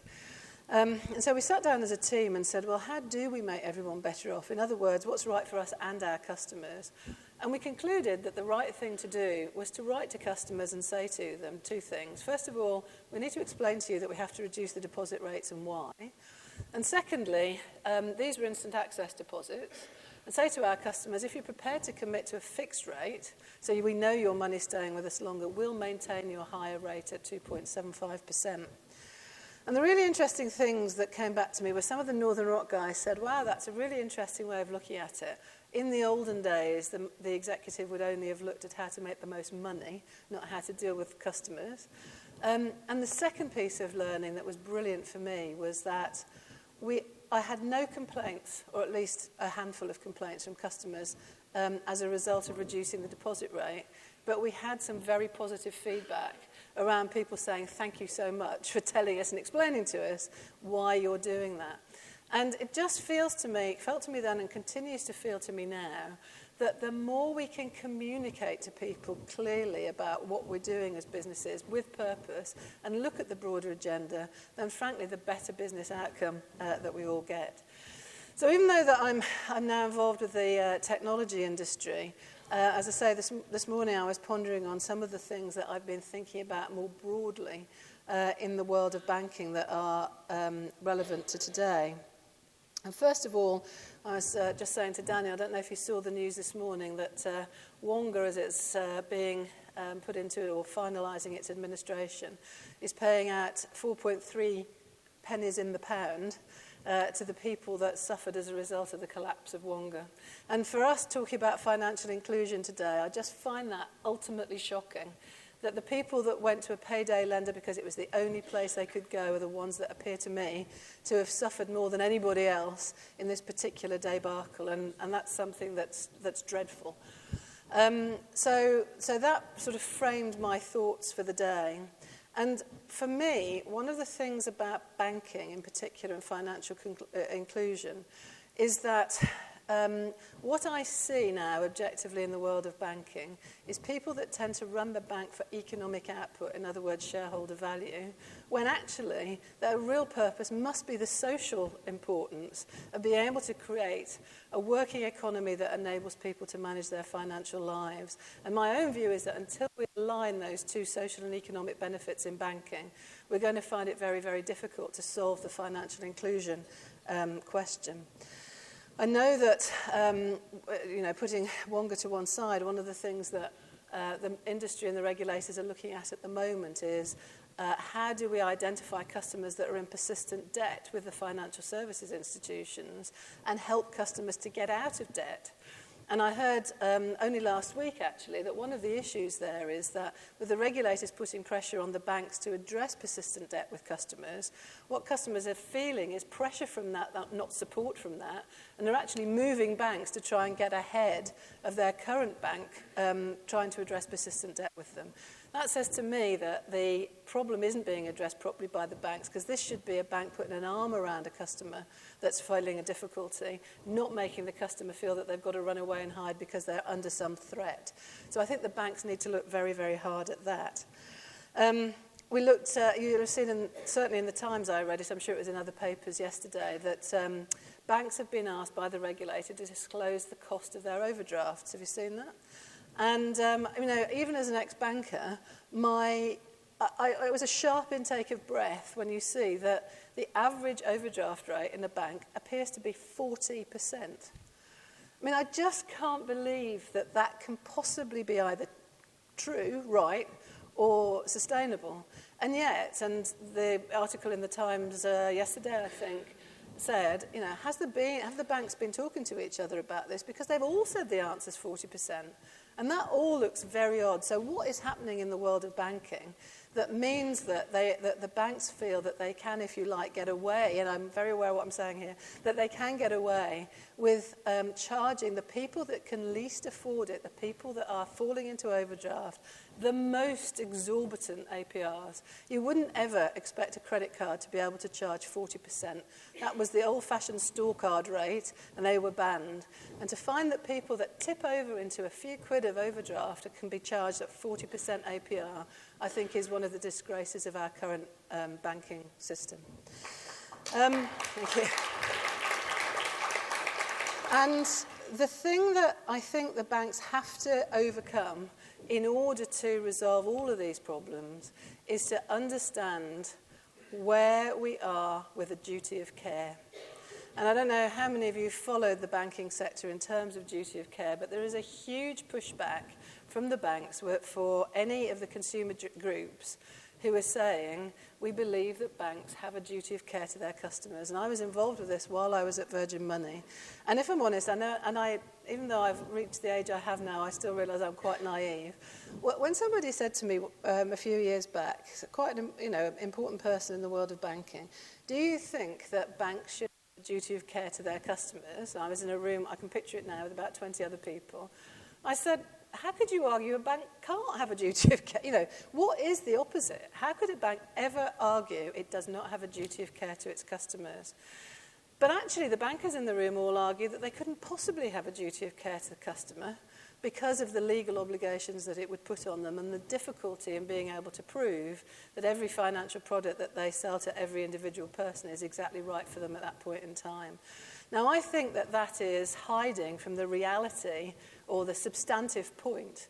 And the substantive point is that I, as a banker, have an obligation to you as a customer to look after you to the best of my ability, whether you're benefit from wealth or whether you're struggling from poverty. The banks must have a duty of care to look after you. And again, I'd say to all of the regulators and to the press here, we have to hold banks accountable in order to hold a duty of care to customers throughout our social spectrum. So much to be done, I think, to improve the world of banking. And now that I'm not a banker, it's much easier for me to speak out like this and to see objectively both the issues in banks and the issues that customers have with banks. And I can tell you that the banks can undoubtedly make a difference. And the reason that I feel that is that when I look back at my time at Virgin Money, we sold Virgin Money to the Clydesdale Bank 18 months ago. And the deal was a good corporate finance deal, I think, although I was heartbroken personally to be leaving this adventure that I'd set up from scratch myself. And I'm sort of slightly losing my point now. Oh, yes, I remember what I was going to say. And the thing that was interesting to me as we looked at the value of the bank was that what I could never stand up and say is that the products were better than any other banking product, or that the processes were better than any other banking product, or indeed that the people are any different to the people that work in any other bank, right? The only thing I think we had that was different was our sense of purpose. The fact that we were aiming to make everyone better off meant that we galvanised a team of people broadly to do the right thing for customers, and as a consequence, customers supported us. And just to give you a very little example of that, I used to live in Edinburgh at the time, and Virgin Money back in 2009 or 10 was a tiny little business. And it was just post-financial crisis, and Edinburgh was reeling from the fact that the big banks, RBS and HBOS, had both pulled out of supporting the festival and the Fringe. And the local council there was desperate to find a sponsor, and we were tiny, couldn't really afford it. And broadly, the council said to us, well, we'll give you a good deal if you can make the effort to really support us, because we have to have a brand behind the festival and the fireworks. And we dug very, very deep. And we found more money than we thought we got behind the sofa, and we sponsored the festival and the fireworks. And the thing that was really interesting was the City of Edinburgh completely got behind us. You know, and so people talk about sponsorship as being a waste of money. I don't think it is if you do it for your community, because your community rallies, and as a consequence, we over-indexed in places that we invested in the community, which I think was a very good thing. So anyway, as I say, I moved on from Virgin Money, and by accident that you don't want to hear about now, found myself as the CEO of a tech company. No idea how that happened. The reason that I was open to talking about it was that Salesforce is run by an amazingly inspirational man called Mark Benioff, and I met Mark back in the summer. And he set up Salesforce from scratch 25 years ago with $30 million, and it's now valued at $145 billion. So it's been a super successful business. But all that Mark talks about, really, or 80% of what Mark Benioff talks about, I was on the phone with him last night, I saw him all of last week, and all he's talking about is the difference that we can make in the world. The fact that Salesforce is a business with purpose and a platform for change, and a business that's ripe to do good. And what he said to me was, would you come and join Salesforce and help us to make Salesforce UK a national asset for Britain post-Brexit? And I just thought, wow, what a vision. You know, how amazing to be on that journey. I can't retire at this point, and I probably do have to do that. And the two things that I'll perhaps leave you to think about in terms of Mark is that his absolute focus is, which I think bankers need to learn from everywhere, he says, values create value. And my experience in Virgin Money, although I hadn't put it so simply and articulately, was exactly that.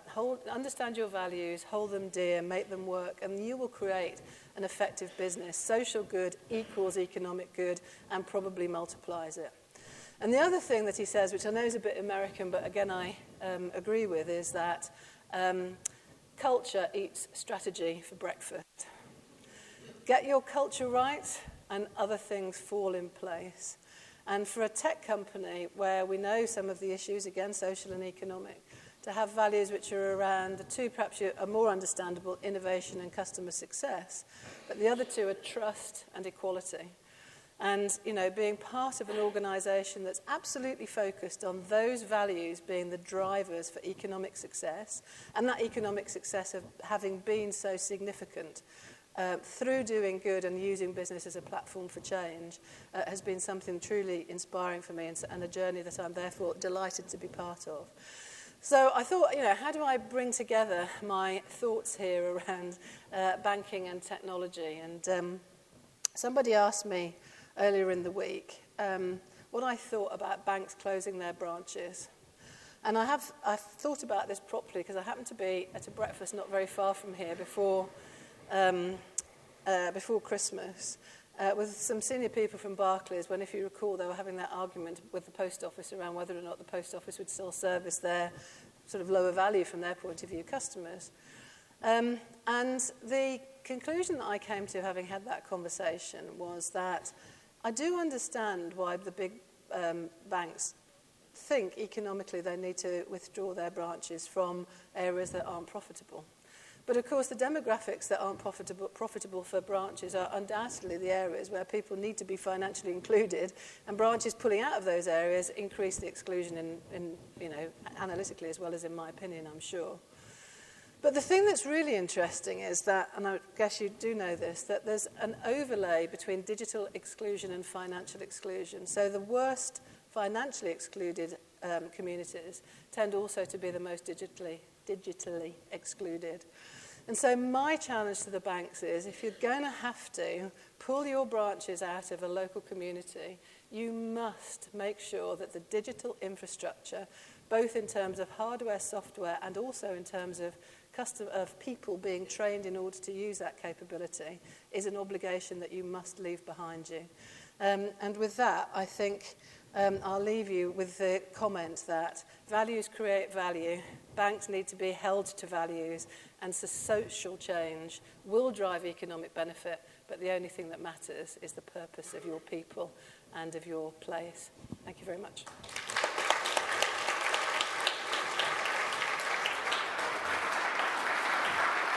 Thank you so much, Emma, Emma, that's my next guest. Dame Anne, thank you very much. I think we asked Dame Anne Jane Anne. Oh, let me start again. I was doing very well up to this point today, actually. That session was really about ensuring that we're clear and focused to this next session about the agenda, about the importance of the purpose of your organisation and about its role in society. We'll come on later on to talk about ensuring that people who work for you are not only well paid but able to manage their lives effectively. But what we wanted to do before we got to that was to talk about what is going on in the marketplace. Many of you who are perhaps new to this agenda won't be aware necessarily of the level of innovation that's been happening. There's a huge amount of innovation that's gone on in the UK over the past several years, looking at addressing some of the issues which Dame Jane Anne highlighted there about the challenges of the banking sector. And so there's been incredible amounts of innovation which has been looking at different ways in which people who are members of the working poor can, in fact, get the services that they need. And what I'd like to do to highlight, to some extent, the level of innovation that's been going on is to invite our next guest onto the platform. It's a lady called Emma Steele, and Emma, if you'd like to come up, is the head of investment management at Ascension Ventures, but she's also part of an organisation called Fair by Design. And Fair by Design's role is to help people who are in poverty and to address the poverty premium. Emma.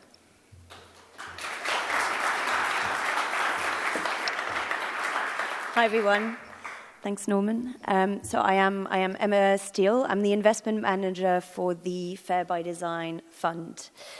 So some of you may already be aware of the concept, but the Fair by Design fund is all about tackling the poverty premium in the UK. So it's one of the themes of the report today.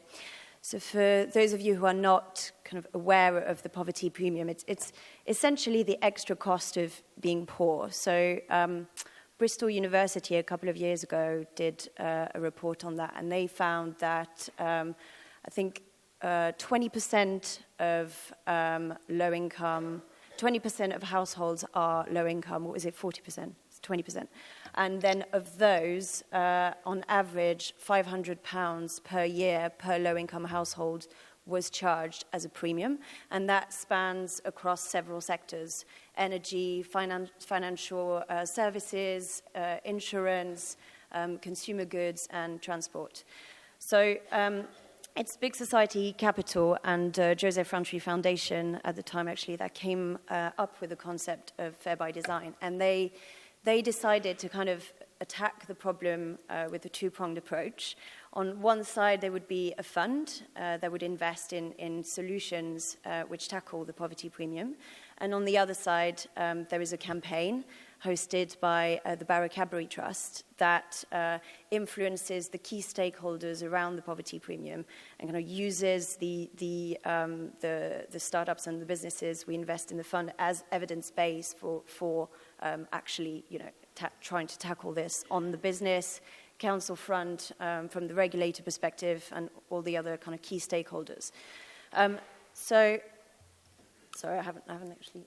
So this is premium, and then I guess, so this is the campaign and the fund, and I guess the question is, why Ascension Ventures? So I joined Ascension Ventures 2 years ago to deploy the Fair by Design Fund. And the idea really is that to try and find solutions to the poverty premium, you actually need to invest in early stage, highly scalable tech solutions. And part of the solution resides in technology innovation. And this is kind of the bread and butter of Ascension Ventures. They're a pre-seed, seed investor that have been doing this for a number of years. So, I mean, I won't spend too much time on this, but it's always good to put a face on a project. So this is our team, and our chairman, Kit Meek, is in the room today, so if you want to say hello to him later. And I guess this is the most important slide, really, which is what we've been investing in so far. So the fund is 10 million, deploying across 3.5 years approximately, and we're kind of halfway through our journey. So we have 11 startups at the moment, and there is a kind of range in the sectors that we target, but to give you a little bit of flavor, Switchy in the energy sector sells smart thermostats to housing associations, and those have sensors that turn off the heating when the tenant is away. So that creates a kind of passive benefit to the tenant, which we love because the consumer doesn't actually have to do anything. In the digital inclusion space, so this is kind of key, as was mentioned before, digital inclusion and exclusion is kind of one of the underlying drivers of the poverty premium across all sectors. So there's no point in investing in technology solutions if people can't actually have access to them. So we invested in a business called We Are Digital, and they partner with housing associations and corporates to deliver training to kind of help people make better choices online. So in the fintech sector, there's a big influx of innovation. This is why I think there's most of the startups are in the fintech area. And I guess one of the key examples we have of solutions to in-work poverty sold as an employee benefit is WageStream. And that WageStream allows you to draw on your earned wages anytime you want against a flat fee. And it's pretty powerful because a lot of people actually struggle to get to the end of the month anyway, but it addresses that kind of issue of poverty zone and income volatility. And that's actually why a lot of people turn to the payday loan market only a few days before payday. It's been found, and WageStream is a solution to that.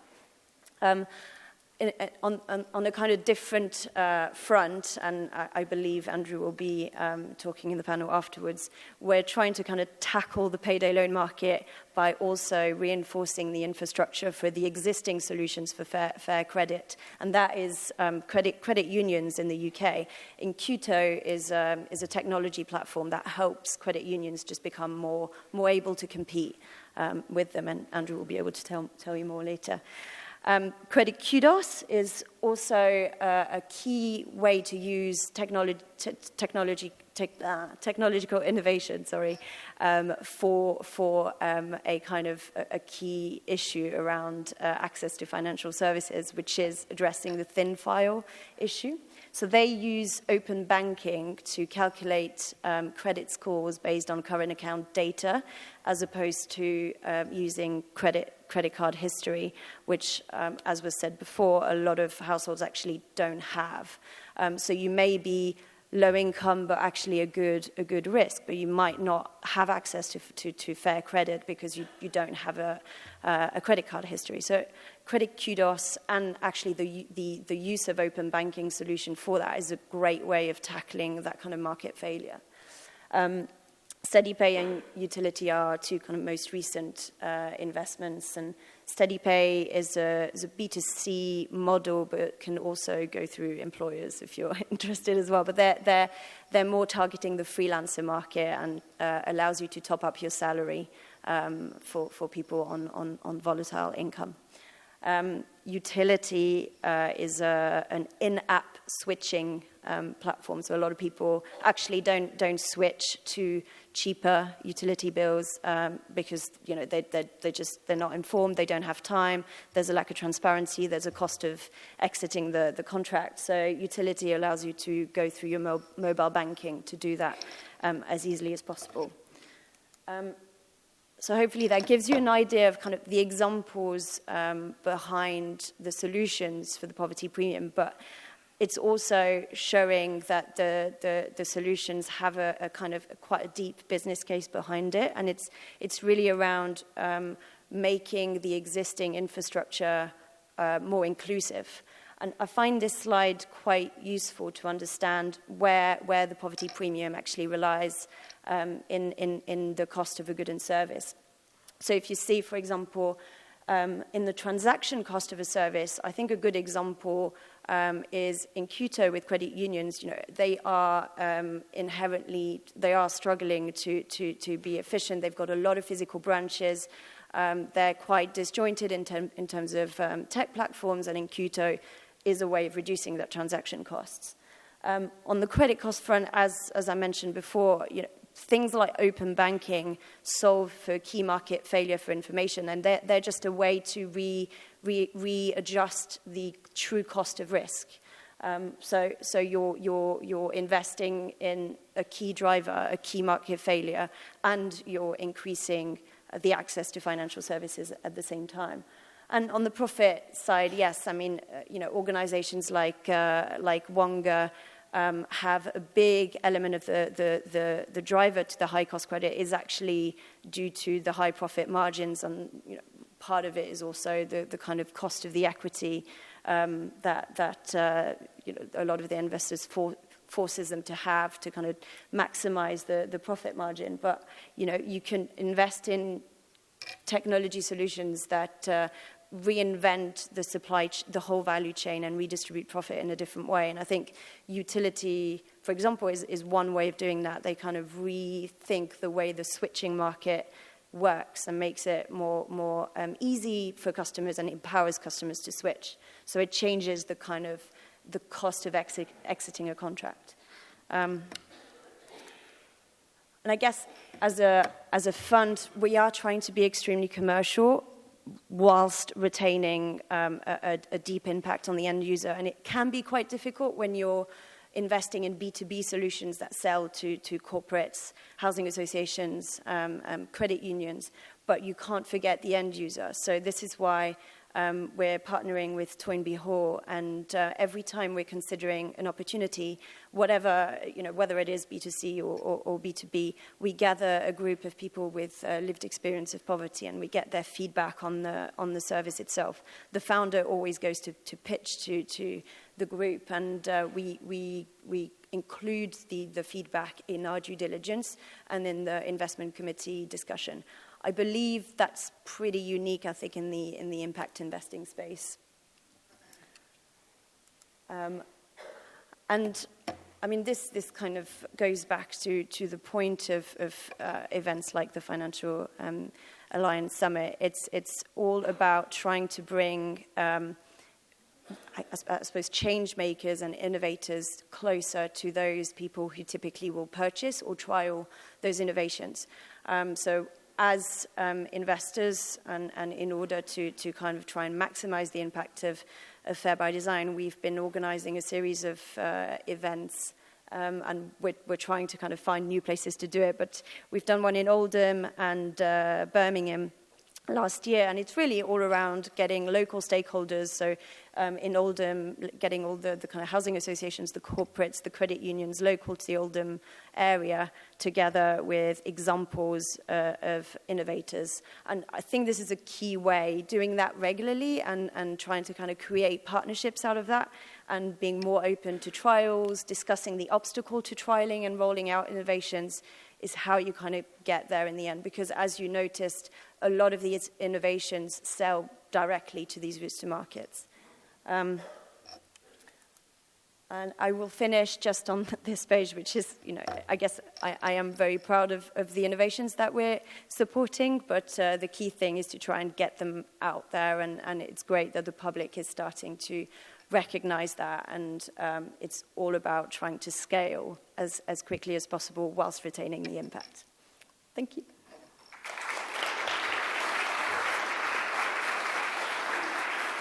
So let me just explain where Emma's presentation fits into the story about the working poor and the role of business.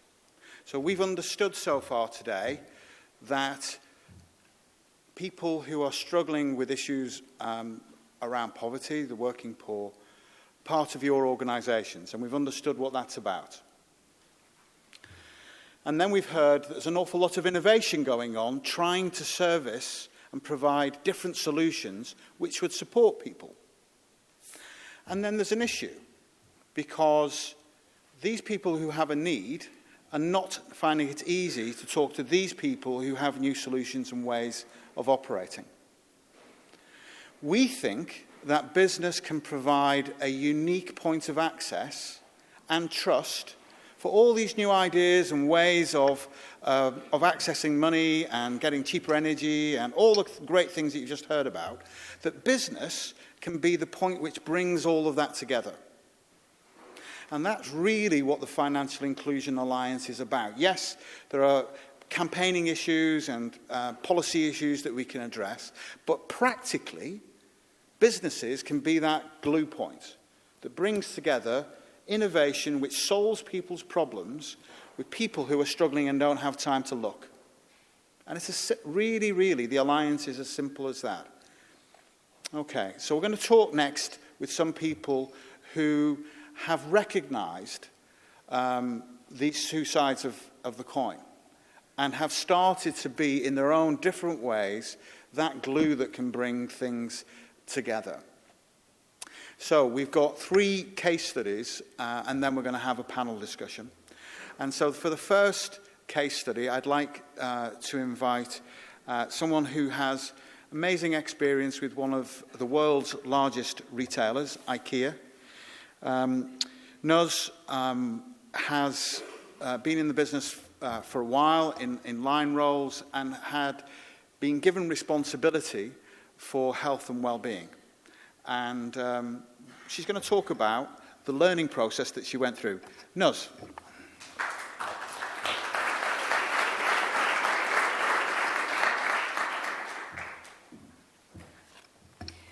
First of all, a big thank you to Norman, and I guess it's very humbling to be amongst such amazing speakers. I think it's kind of that feeling of when I grow up, I want to be just like you. So, yeah, it's a bit like that. I think for the past 9 months, I've had the privilege of being IKEA's health and wellbeing leader for UK and Ireland. It has been almost like growing this baby from scratch. But it's been something that I've been really passionate about. And I've taken a lot of the inspiration from it, from, I guess, what Ingvar Kamprad said a lot of the time. We want to create a better everyday life for the many people. So I've always used that as kind of where I want to come from. Because I think not only for our customers, but we have a duty of care to our co-workers as well. Because without our co-workers, of course, we won't get the growth and we won't have the customers. So I guess my journey started off with building relationships. I came from a variety of different units. I was a marketing manager over 6.5 years, which was from Birmingham to Dublin to Gateshead, and then now in London as the health and wellbeing leader. And it was all about asking the question of where are we now in terms of what is the offer today, because IKEA is a fantastic company in terms of we want to really change things and move things. It was about, listening, showing compassion, and asking the right questions. I think a lot of the time there's a lot of data collation, but I had time to actually be on the shop floor, to actually be with co-workers. In IKEA, we're not just a marketing manager. You get onto the shop floor and you get into that dish when it's time to get into that dish and wash dishes if you have to. But those are the greatest conversations you have, because honesty comes through, because you're one of the co-workers. And this conversation kept on coming through of, it's paycheck to paycheck. So a lot of that comes through. I won't go into detail. Of course, you establish a strategy. You then establish a framework, which I wanted to look at. That was a very holistic approach, but with simplicity. It was all about creating this value on investment when we think about it. But it's all underpinned by the values and culture of IKEA. And that's really important to us, Things like simplicity, etc. are really important.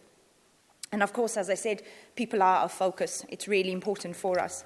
The framework, of course, has key elements, of which you have mental, social, physiological, but financial was the one that I kind of went, what do we do now? Because the mental health agenda is so big. And we are taking key steps, from mental health first aiders, having conversations, we challenging compassionate leadership, but it's not an overnight success. So we went a little bit deeper and really looked at the data and said, okay, what could we do in terms of short-term and long-term?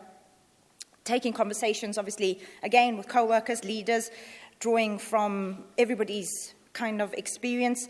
And it really hit me then that this is the one that we could really get something with. Being a marketing manager previously, of course, we did home visits where we actually go into people's homes and actually understand life at home. What do you need? You're passionate about getting a whole IKEA room set, but can you really afford it? So that theme was coming through. We looked at internal data in terms of 66% of those in the UK actually put themselves as in debt, struggling or just making ends meet. So you take that kind of dot, you then add another dot of, we asked our co-workers, what did they think of, in terms of managing their financial, agenda, etc. And only 51.7% said that they, knew something about it. So again, another nugget there. We looked at 40% of people are worrying about money. And then, I could stand here, as everybody has, and give loads of data, but we correlated all this data and kind of joined the dots. So there was something there that people were saying. We had already done some really great work with HSBC, but then there was this missing link. I need to go and get a mortgage. So yes, of course, financial education, etc., coming from HSBC would help me, but I need money to get to that mortgage. I need money before I can do that investment. So this was where the missing link was, and kind of putting it through together. People need access to money. They are doing paycheck to paycheck. We are in a world, unfortunately, where we have to be realistic. People are taking out credit cards. They are taking out loans. We can't eradicate that tomorrow, because we all know that despite the fact that a company like IKEA is a living wage employer, we know still that there are tough times. So I guess, the M word or finances make people anxious. People don't like talking about it. One learning was, for instance, when we had HSBC doing workshops, etc., it was a bit of a case of they could do one-on-ones, but they didn't want to have any group things. And then I guess I went to market and said, there's this missing link. People are trying to get, paycheck to paycheck. They're going to payday loans.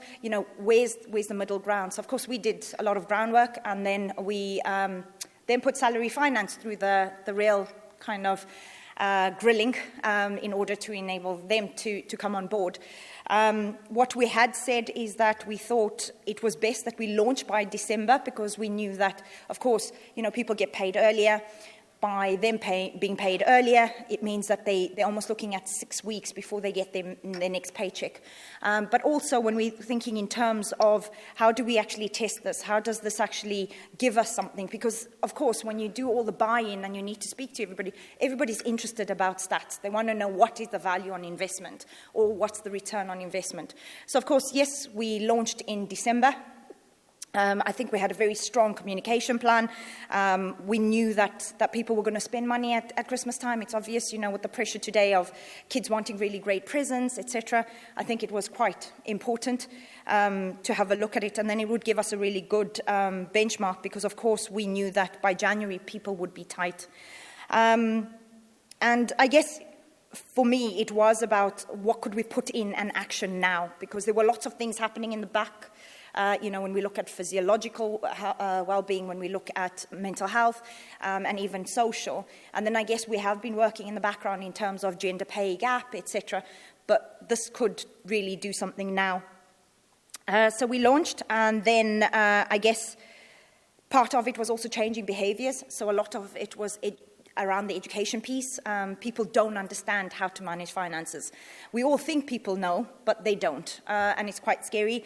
So we did want to give them the tools and really get them thinking about how they can really do this.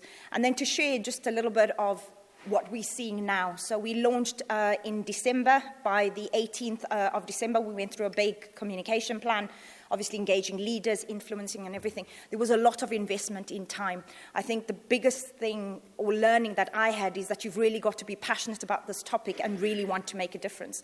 And it always comes back to, do I want to create a better everyday life for the many people? And that's what I wanted to do when it came to our co-workers. Because being on the shop floor with them on a daily basis, you actually see that these are people that want to do a good job. They come to work, but they're not high earners. And we actually saw an increase in just looking over a period of 4 weeks that we've had plus 19% engagement. Now, out of our UK co-worker population, we've got around 11,800 co-workers. At least 2,500 co-workers have engaged in some form. That's either looking at the information, engaging. We took out Advance, which is enabling them to kind of take some money out of their pay, help to save, and then the save.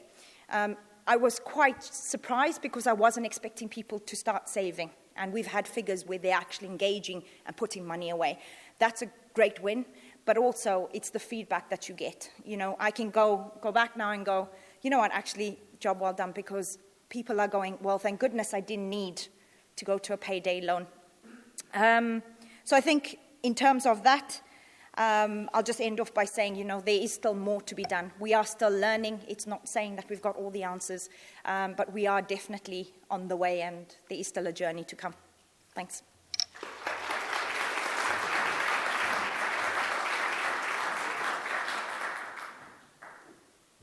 Thank you, Nuz. So continuing on the theme of practical experience, I'd now like to welcome our next speaker, Simon, wherever you are. Simon Linares is the Group HR Director of Direct Line Group, and they've been through a very interesting journey over the last few years. So, Simon, do you want to come and talk about Direct Line? I'm just going to get my watch out to make sure I keep us on time. Thank you, everybody, and thanks and congratulations, Norman, you and the team, not only on the report, but as you said earlier this morning, on bringing us all together, because that's, I think, seeing so many people together in one room to talk about this is an amazing achievement, so really congratulations. And it's, I think, if anybody didn't know, listening to the panel this morning, listening to the other presenters, it's a really important social issue, but for us it's also a really important business issue. And for Direct Line, I don't know how many of you know us, you may know the brand, but you may not know the company. We've got a number of brands. You know, we've got Lovely Churchill, the dog. We've got Green Flag Recovery that comes and finds you on the motorways. We also have the largest network of accident repair centres in the UK. And the reason I'm saying that is not only because I don't want to miss a chance to do a free advert, but it means we have a really wide range of employees. You know, we do have actuaries, we have accountants, but we have about 3,000 frontline staff who work in contact centres, and we have about 1,000 people who work in car repair centres. So I just wanted to do that so that, because people often think of financial services as everybody working in Wizzy offices in Canary Wharf and taking home bonuses and buying Maseratis with them. That's not the composition of our company. It's a real mix of people with a real mix of incomes. We're in 36 offices across the UK. And for us, there's been a journey over the last 5 years that, if I'm kind, has moved us from having okay engagement, and I think that would be a very kind description of where we were 5 years ago, to having engagement that now makes us one of the top 5 employers in the UK, according to Best Companies. And that's not a criticism on anyone or anything. 5 years ago, we'd just come out of a major cost-cutting exercise. We'd been through a really tough period after an IPO.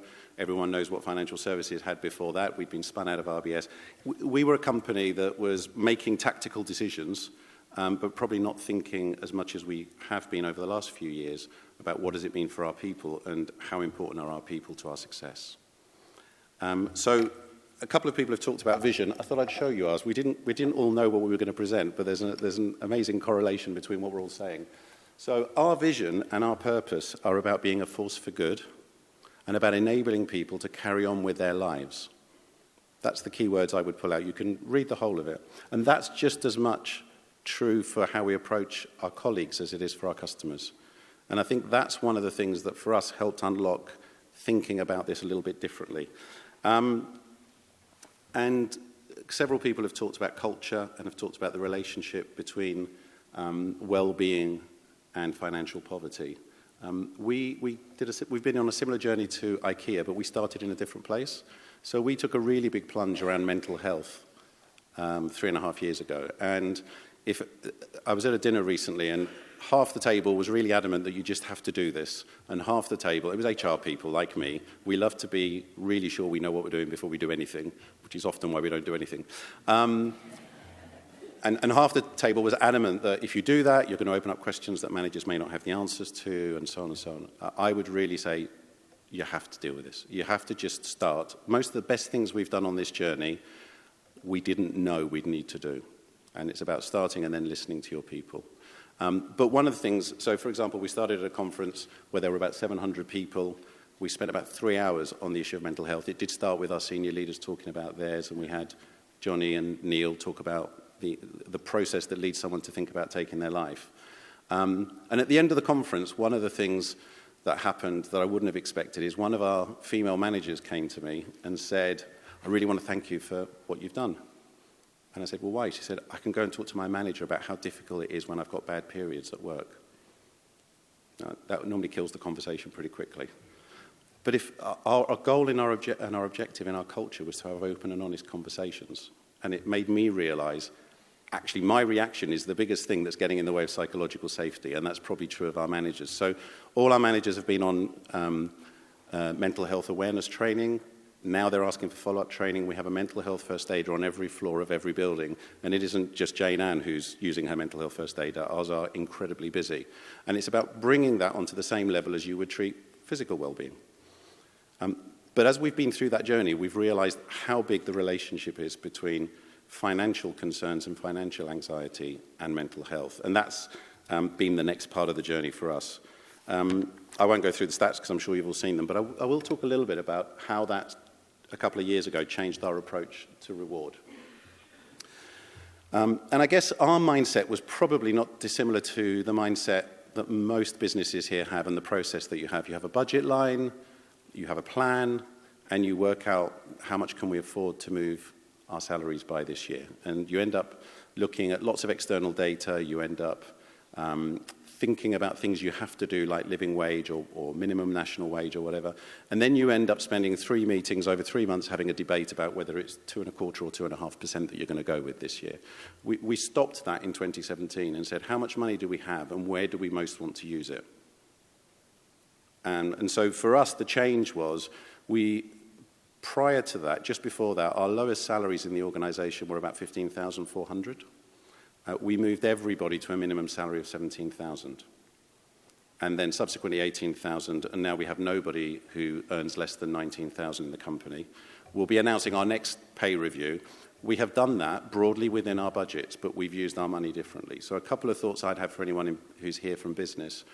Work out how much taking 1% off your pay budget means to your lowest paid and what you can do to your lowest paid salaries. Frankly, if you're on £100,000 or £50,000 a year, whether you get 2.4 or 2.5 makes no difference.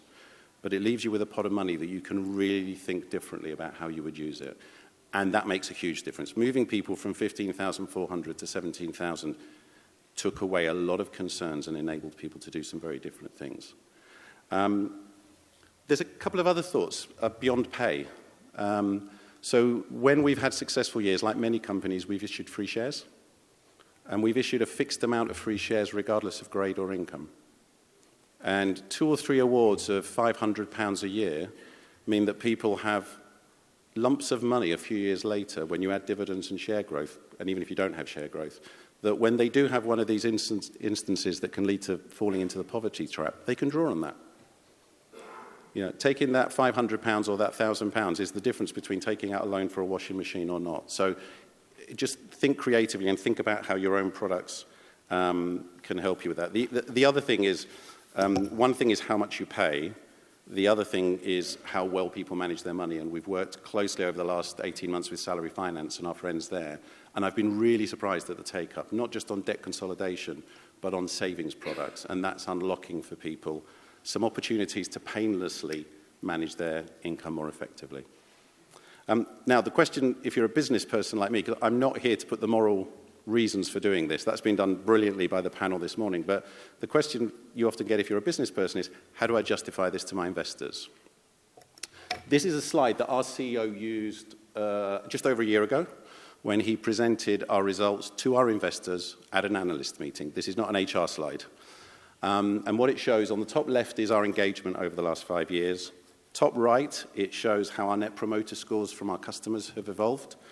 Bottom left is our brand growth. And the only one they're normally really interested in, bottom right, which is what's our shareholder return. Now, I am not going to pretend that just because you pay people more money, your company's more successful. I'm just going to say you can do both. And there is a powerful correlation for us between how we've approached reward and well-being, what that's done for our culture, and the engagement levels in the company. I don't think you ring us when your house has had a tree fall on it and want to talk to someone who isn't engaged. And that customer experience makes you more likely to buy a policy from us again next year. So my point is you can do both. And I think the final thought on that is if you had a machines in your organization, as we all do, that you spend hundreds of thousands of pounds or millions of pounds if you're a bigger organization like us, and you knew there was something getting in the way of the machine running productively, you'd spend some money to fix it. The most complex machine you have in your organization, the most expensive machine probably you have in your organization, is your people. It's a complex, interconnected organism. And if this is getting in the way of them being as productive as possible, I'll leave you to work it out. Thank you very much.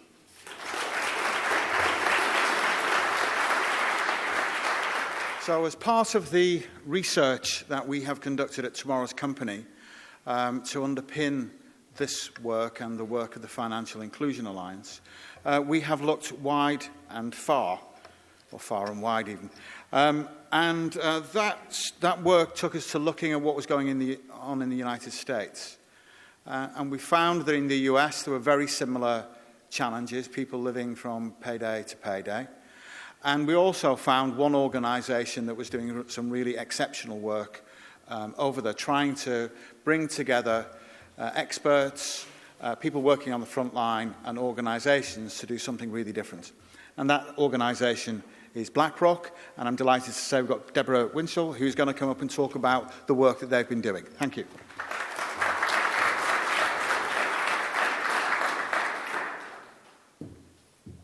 Norman, thank you. I'm going to try to do the same and keep an eye on the time. So first of all, thank you for having me. I recognize having an American up here might seem a little odd, but what has struck us is the similarities between the US and the UK, and I want to talk a little bit about that and what we hope to do here. So first of all, I work for BlackRock, which is not a bank, but a financial institution. And we are an asset manager. For those of you who aren't necessarily in finance, we manage other people's money. We manage about $7 trillion. And about 2/3 of those assets are retirement assets. So we're very focused on savings, long-term financial health, and thinking about people's future. I've been at BlackRock about 4 years. I'm the global head of social impact, and I come from an organization called Robinhood, where I was the president, and Robinhood is the largest poverty-fighting organization in New York City, so you wonder, what am I doing at BlackRock?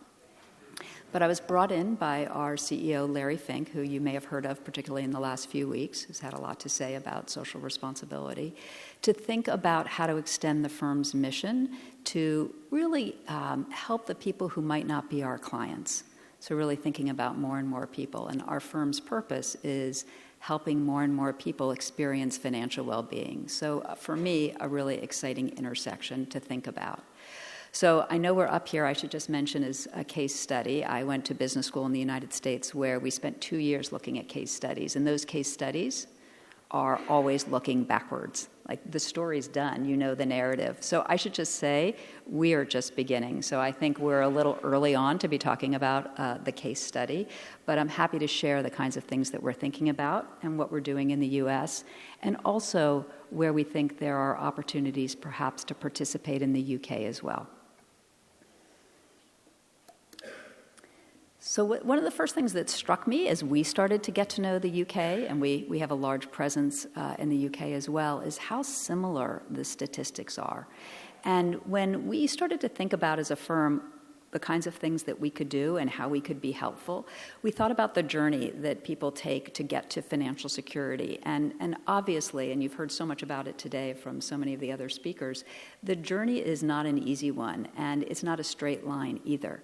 So we were trying to think about where we could step in and try to move the needle, or an area where we thought BlackRock could have some ability to really act as a convener and perhaps help move the needle.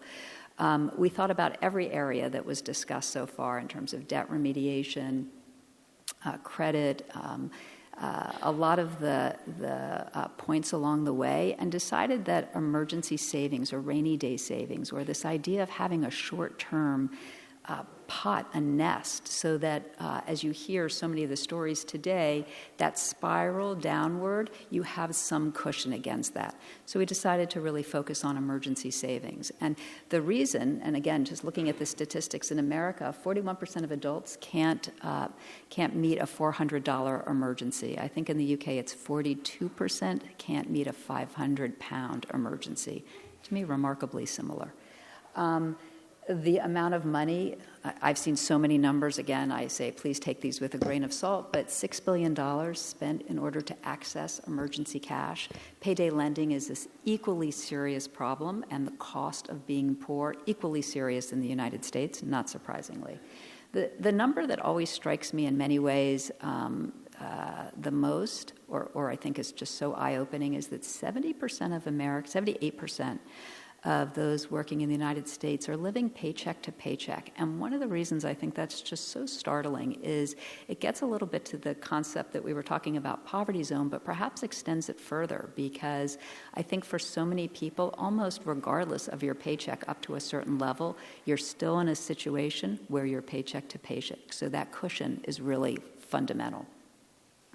And one of the other things that we find fascinating is the amount of money that it takes, $250 to $750, just to avoid what, at least in the states we've seen in terms of unexpected emergencies, whether that can be rent-related, car-related, appliance-related.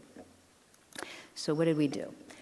We knew, as much of a platform as BlackRock has, that this certainly was nothing that we would be in a position to solve ourselves, or frankly, perhaps other than the government, anyone by themselves. So we started to think about what kind of partnership we could create. And again, I should just mention in terms of our business, we're B2B. We mostly work with institutions. We don't even have that direct connection to individuals. So that was also something we had to solve. So the first thing we did is we brought 3 nonprofits together who we thought were really pivotal in understanding consumer financial health. And they largely work in the United States, although not exclusively. Common Sense Lab, which is a behavioral science, behavioral economist-driven group who does a ton of work in test and learning. Commonwealth, which is an organization that had done a lot of work around prize-linked savings, much of which they really had studied in the United Kingdom, in the UK. And then the third, Financial Health Network, which had a really great system of relationships. And we put the 3 together and we said, we'd like you to work together. And I have to say that was probably the first challenge, because most nonprofits don't work together. I come from one, I understand, but they formed this remarkable partnership. The next thing we did is we said, we need partners who actually reach a low to moderate income population. That was how we thought we could scale. So we started looking for companies who reached at least 100,000 people who are roughly low income.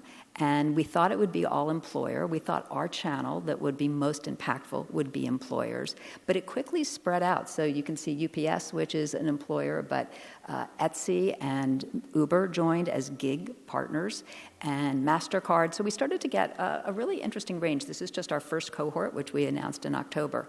And what we asked is that everybody commit to, 1, creating an emergency savings solution that would be low cost, low friction, and behaviorally compelling, and offer it to either their employees and their customers. So again, trying to address this premium that so many people face, just having an easy place to save money in a compelling way. The second thing, that they would share our data so we could aggregate data and then share it back out to show what would be most compelling, because a lot of these are pilots. And third, just to be public about it. The other piece of the ecosystem that we started to work with, just doing a time check, is the fintech community, because we'd been really impressed with the level of investment and innovation that they were creating. And so we also offered to a cohort of fintechs that we would help create low-cost and compelling savings solutions with them if they would offer it in an attractive way. So we started to piece together this ecosystem and say, if you all are in this together, we think that we could start to move the ball and create emergency savings. This is the list of partners we have to date, and we're really spending time now launching those pilots, recruiting new partners, and shifting our attention to the UK. We've started building a bit of a foundation. We're a co-funder of the fantastic pilot that Nest is running on sidecar savings, which we think is a brilliant innovation, one that we're not in a position to do in the US yet because of regulatory constraints, but we think it's a really good model, and we're going to share the results of the Nest pilot in the United States. We're also working with the Money and Pension Services Group to see if we can be helpful there. And we're starting to talk to employers to see what are the kinds of things you can embed. In the US, we're much more likely to embed something at the point of payroll. You know, it's all about just in time. So frequently people have one account that their paycheck goes into, even just having two accounts. And one is a savings account that's an attractive savings account. And just that pre-commit, we think, is a really fantastic way to start if you can't do it on the pension end. We don't have auto-enroll in the United States, so not everybody has a pension. So for us, it's any entry point in. So I'm just going to stop there, and I think we have a chance to have more discussion in the panel. So thank you very much. So I'd like to invite Deborah and Simon and Emma and Nuz back onto the stage, and also Andrew, if he's around somewhere, from Incuto, which is one of the organisations providing services too. So if you'd all like to take a seat, round of applause whilst they're...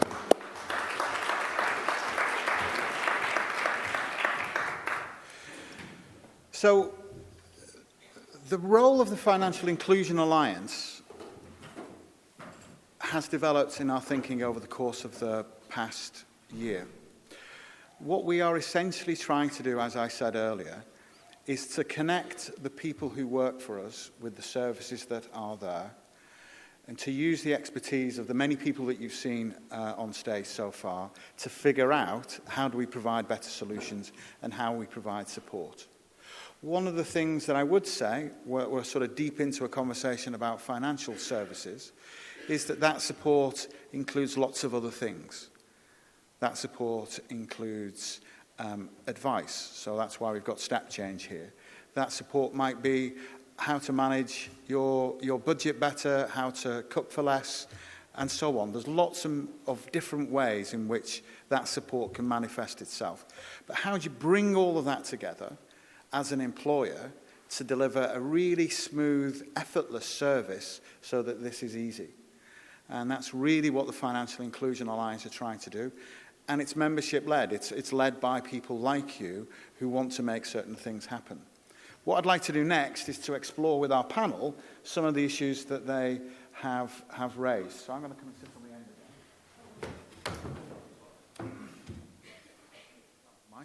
again. Mike.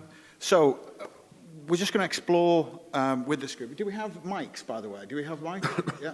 So have a think about if you've got a question that you'd like to put to any of the panel about their experiences, or, to be honest, anything else that you've heard this morning. So what I'd like to do first, perhaps, is to ask, we've heard about why people are doing this, but to ask why, as an employer, you started down this path. So can I put that question first? What was the insight that you had that went, gosh, that surprises me? I'm looking at Simon now. We were having a conversation earlier about, yes. So do you want to share that revelation which this is what tells you something's wrong? Simon. Okay. And I think, we came in through mental health first, and then trying to explore and listen to people about why that's an issue. But the thing that really made us realise we have financial poverty in our organisation was a very random question that was asked at one of our employee representative bodies, which is, why do the vending machines keep running out of soup? And we spent some time with the facilities thinking this was a property issue. And we worked out that the vending machines in a couple of our sites would run out of soup the week before payday. And it's because some employees were having to make a choice between buying lunch, and that was quite shocking. And that's what triggered the 2017 conversation with the EXCO. So the signs will be, it's an invisible thing, right? And if you think about the conversation I said someone had with me that was awkward, and that's a natural thing, this is even more awkward for people to have. So it's easy to pretend it's not there. But look for signals where you wouldn't expect them. Because that suddenly led us to realise, regularly our vending machines ran out of soup on 2 of our sites the week before payday. They never ran out the week after payday, ever. And so that led into a conversation about we need to take this seriously, which led into the conversation about minimum pay. That's very powerful. That's very helpful. Thank you for that, Simon. So similar question to Nuz. So you were kind of a bit more research-led in some of the things that you just talk us a little bit more about some of the things people were saying to you on the shop floor at IKEA. Yeah, I think where a lot of the background comes in is having those everyday conversations. I guess having had this experience of being a marketing manager and you're actually going out into the consumer market and asking people, what does affordability mean to you? You were getting differing answers, and then, of course, coming back and then having the same conversations with your co-workers. And I guess also in the retail arena, you kind of have this where, yes, we are paying the living wage, but they are having difficulties. And it's an awkward conversation to take, but I guess when you're having them at their level, and it's all about simplicity. But I think the overarching thing is just about listening. I echo what Simon said, is just putting things together and really putting the jigsaw together to see what it's saying, because nobody's going to come out to you. It's usually in an informal conversation of, oh, okay, you know what, I'll just have the free option, because in IKEA we do get meals, so those meatballs do get eaten. But it's the fact that we also saw that as well, is how many times were people taking the free option just because it was close to payday. Interesting. Interesting. So in the United States, you did an awful lot of research before you decided to make an entry into this world. And you've been testing out some of the thinking with some employers. Could you give us a sense of some of the ideas that have been taken? You mentioned helping people to save. Could you just expand upon that a little bit more? Sure. And I should, again, just mention that we really launched in October. And one thing I didn't mention when I was up there is that BlackRock's committed $50 million to help drive this initiative. And we did that because we thought one of the barriers for employers is just the investment that you have to make into figuring it out. And what we've encountered, this is maybe a little different angle into your question, is that we talk to lots and lots of employers about that. Many of the employers are clients, not all of them are. And everyone has had a really strong response, particularly if you're focused on employee health. But what we've noticed is that it's hard, given all the issues that companies are trying to deal with around employee health, to bring this to the top of the agenda.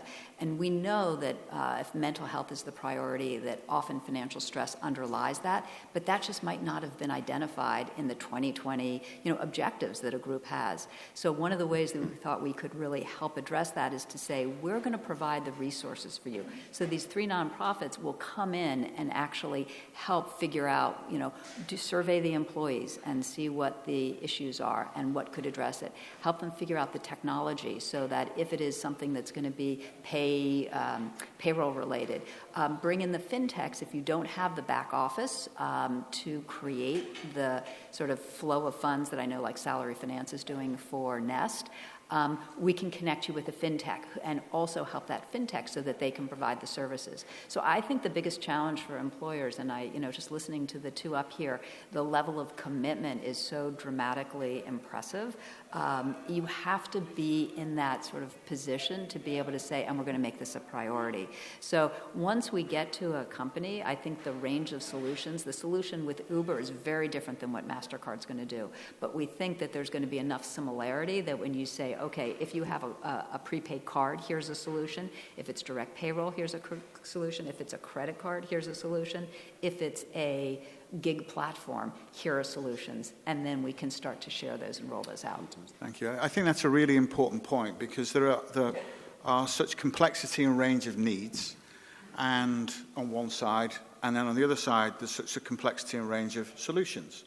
So I just thought at this point it might be helpful to bring in one of those solutions providers who's doing something really quite different. Andrew, who's from a startup organisation called Incuto. Do you want to say a little bit about where your bit of the jigsaw fits? Sure. So to start with, we're not a startup and we're not a fintech, except if you're an investor, in which we're both of those things. I'm far too old to be a startup. I started my world many, many years ago. I like Jane Ann's reference to an actual date, because I used to say 15 years, but it was actually 2002, so I can't work out how many years that was ago. 2002 as a finance director in a charity, and I came across this issue of poverty by default because somebody came into my office and asked for a hardship loan, and their child was in hospital, and they needed some money to get to the hospital. And because I talk a lot, I asked a lot of questions, and we were never going to say no to them. But the charity I worked for provided social housing and provided an impact in that sense. But they needed funds because the child was in hospital and he got a problem with his stomach and he'd eaten paper. Right now I've got 3 kids, so I know kids do random things, and I'm sure my kids have eaten paper. But this child, Joe, had eaten paper. He'd drawn a picture of a pizza on it and he'd eaten it because his parents couldn't afford to buy food, and he didn't want to add pressure. He was 7 years old. So, not to bring the house down, but moving on from that, a credit union in Leeds helped them. And they took them and they gave them a loan. Never even heard of a credit union. They were signposted to me by the local authority, who equally couldn't help, and there was nobody else around who was going to support them. And 12 years later, sat in front of a very similar credit union, they were asking a question of us from a very different perspective, a business and analytics perspective. Look at the data, tell us what's going on. And we were painting a picture of not a dramatic decline, just a slow, lingering kind of drop that meant in the next 150 years they'd probably drop off the radar. But they really wanted to know why, so we just looked at it from the perspective of, well, what's going on around the world and what's going on in the rest of the market, and said, well, the experience has been set by Google and Amazon and Facebook of how you interact with everybody, and the experience has also been set by Wonga and probably a few others at the time who had created this experience that the customer was used to, and credit unions didn't have access to that. So we went and did a market exercise to work out why not, and could we find it, and we couldn't. So we found a gap, and in 2016 we decided that that was our new purpose. We were going to fill that gap. We were going to create an experience for the credit union sector and the community lending sector in general that meant that we could connect the end customer to these organisations. And one of the biggest challenges is you'd be surprised, actually, because it was mentioned earlier around digital and financial exclusion being hand in hand. And to an extent, that's true. And yet, more than 90% of payday loans are applied for on a mobile device or online. So that doesn't necessarily correlate that the people who are accessing those emergency funds are necessarily doing that. The other interesting stat for us was the fact that those emergency funds, and now this is where your maths really goes wrong, people are taking an average of £260 over 3 months and are taking that 6 times a year. So I can't work out how many months there are in a year that relate to 6 times a year for 3 months, but there you go. So they're not taking it with one institution, they're doing it over multiple, or potentially the practices are just not very ethical. And credit unions are an amazing opportunity to form a backdrop to that. And just to set an expectation of what that looks like in the market, credit unions have been around since the 1960s, and yet more people have engaged with a payday lender in the last 10 years than exist in the credit union space. So that's a really important piece of the puzzle. And one of the things that we were driven by, and I apologise for using the reference to, I don't know if you've seen the Sunny Loans one, just call them out. They've got a bear rubbing its backside up against a caravan to market a brand. They don't talk about loans or APRs or anything else. It's just a weird brand, and people engage with it online on a mobile app, and they get the money in half an hour. And there was an amazing Radio 4 programme that took place about 3 months ago, where they were talking about students literally taking a payday loan to pay for the taxi home after a good night out. So that's the kind of expectation around how to access money. So we've taken credit unions and put them in the space of being able to fulfill that expectation, if that's what the customer demands. There you go. Thank you. Some of these stories are really shocking, aren't they? And one of the things I wanted to do today was to bring together the things, Deborah talked about it really clearly, to bring together the expertise that now exists about what's going on with people who are in work who are struggling, with people in the technology space who are coming up with incredible ways of delivering new services with integrity, with employers. And hopefully what you've got a sense of with this panel on the conversation that we had earlier is that that is now possible. And really what we're aiming to do in the recommendations that we have made in the report that you've got is that we would like to do that. We would like employers to commit to the first SDG. You know, of employers, who out of the employers in this room are committed to the Sustainable Development Goals? Most of the room, okay. So the goal 1 is poverty. And interestingly, it shifted from what it used to say under the Millennial Development Goals, which was poverty in developing countries, to a definition of poverty which is that which affects everyone, everywhere. And that includes here. So goal 1 is not just about people who are here in the UK, it's about here in your firm. And that's why, to me, it seems to be absolutely aligned with a commitment to be an ethical organisation. So I would commend you to read the recommendations. We've even pulled a separate copy of it out, so you don't have to go finding it in the report. I'm going to, in the interest of time and recognising that we've got 2 more speakers to go, I'm going to ask to thank the panel, and sorry that we didn't get to, but thank the panel for their contributions. So a big round of applause. So we've heard a lot about what business can do, and businesses have all kinds of constraints and expectations to meet. We've talked a great deal about the expectations today of employees as one of the most important stakeholders in any organisation. But we'd now like to focus on what the city expects and what the city's expectations are. And to give us that perspective, we're very honoured today to welcome Saka Nusbe, who is an incredible chief executive who has led on the agenda of responsible business for a very long time. So he's not new to this party, and who has some really compelling views about the way in which financial institutions around the city should be looking at this agenda. So can I welcome you onto stage?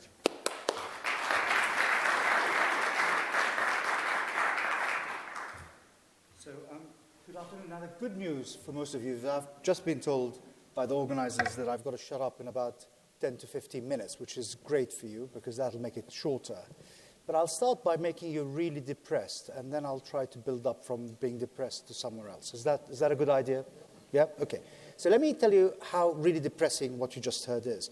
I'm an immigrant, right? Where I came from, not being able to find $400 for an emergency kind of makes sense. I mean, most of the people where I came from do not make more than a couple of $1,000s a damn year, right? But in this country, where our GDP is $8 trillion, in the United States of America, the richest country in the world, where they make 19 trillion of GDP, that 42% of us cannot produce enough money for an emergency is mind-blowing, right? Absolutely mind-blowing. And the reason that we've got ourselves to that stage is because there's a complete dysfunctionality in our economic system. And the reason that we've come to this dysfunctionality in our economic system is because we fundamentally misunderstand how free markets were designed to operate, which actually sounds controversial. So this is the damper, right? Let me start now with the good news, and then I'll come back to what I'm going to say. By the way, before I go there, just to prove to you that nothing in the world is new, nothing in the world is new. If you go around and with open eyes and look at the world around you, you'd discover how similar it is, the stories that we hear. So for all the talk about how bad it is because we go to wars in faraway places, really because we want the oil or because we want the trade or whatever it is, walk upstairs to the banqueting room. There's a statue of a Prime Minister of England in the late 18th century, early 19th century. And on it says, the City of London, the corporation, has erected the statue to thank you for expanding our trade through war.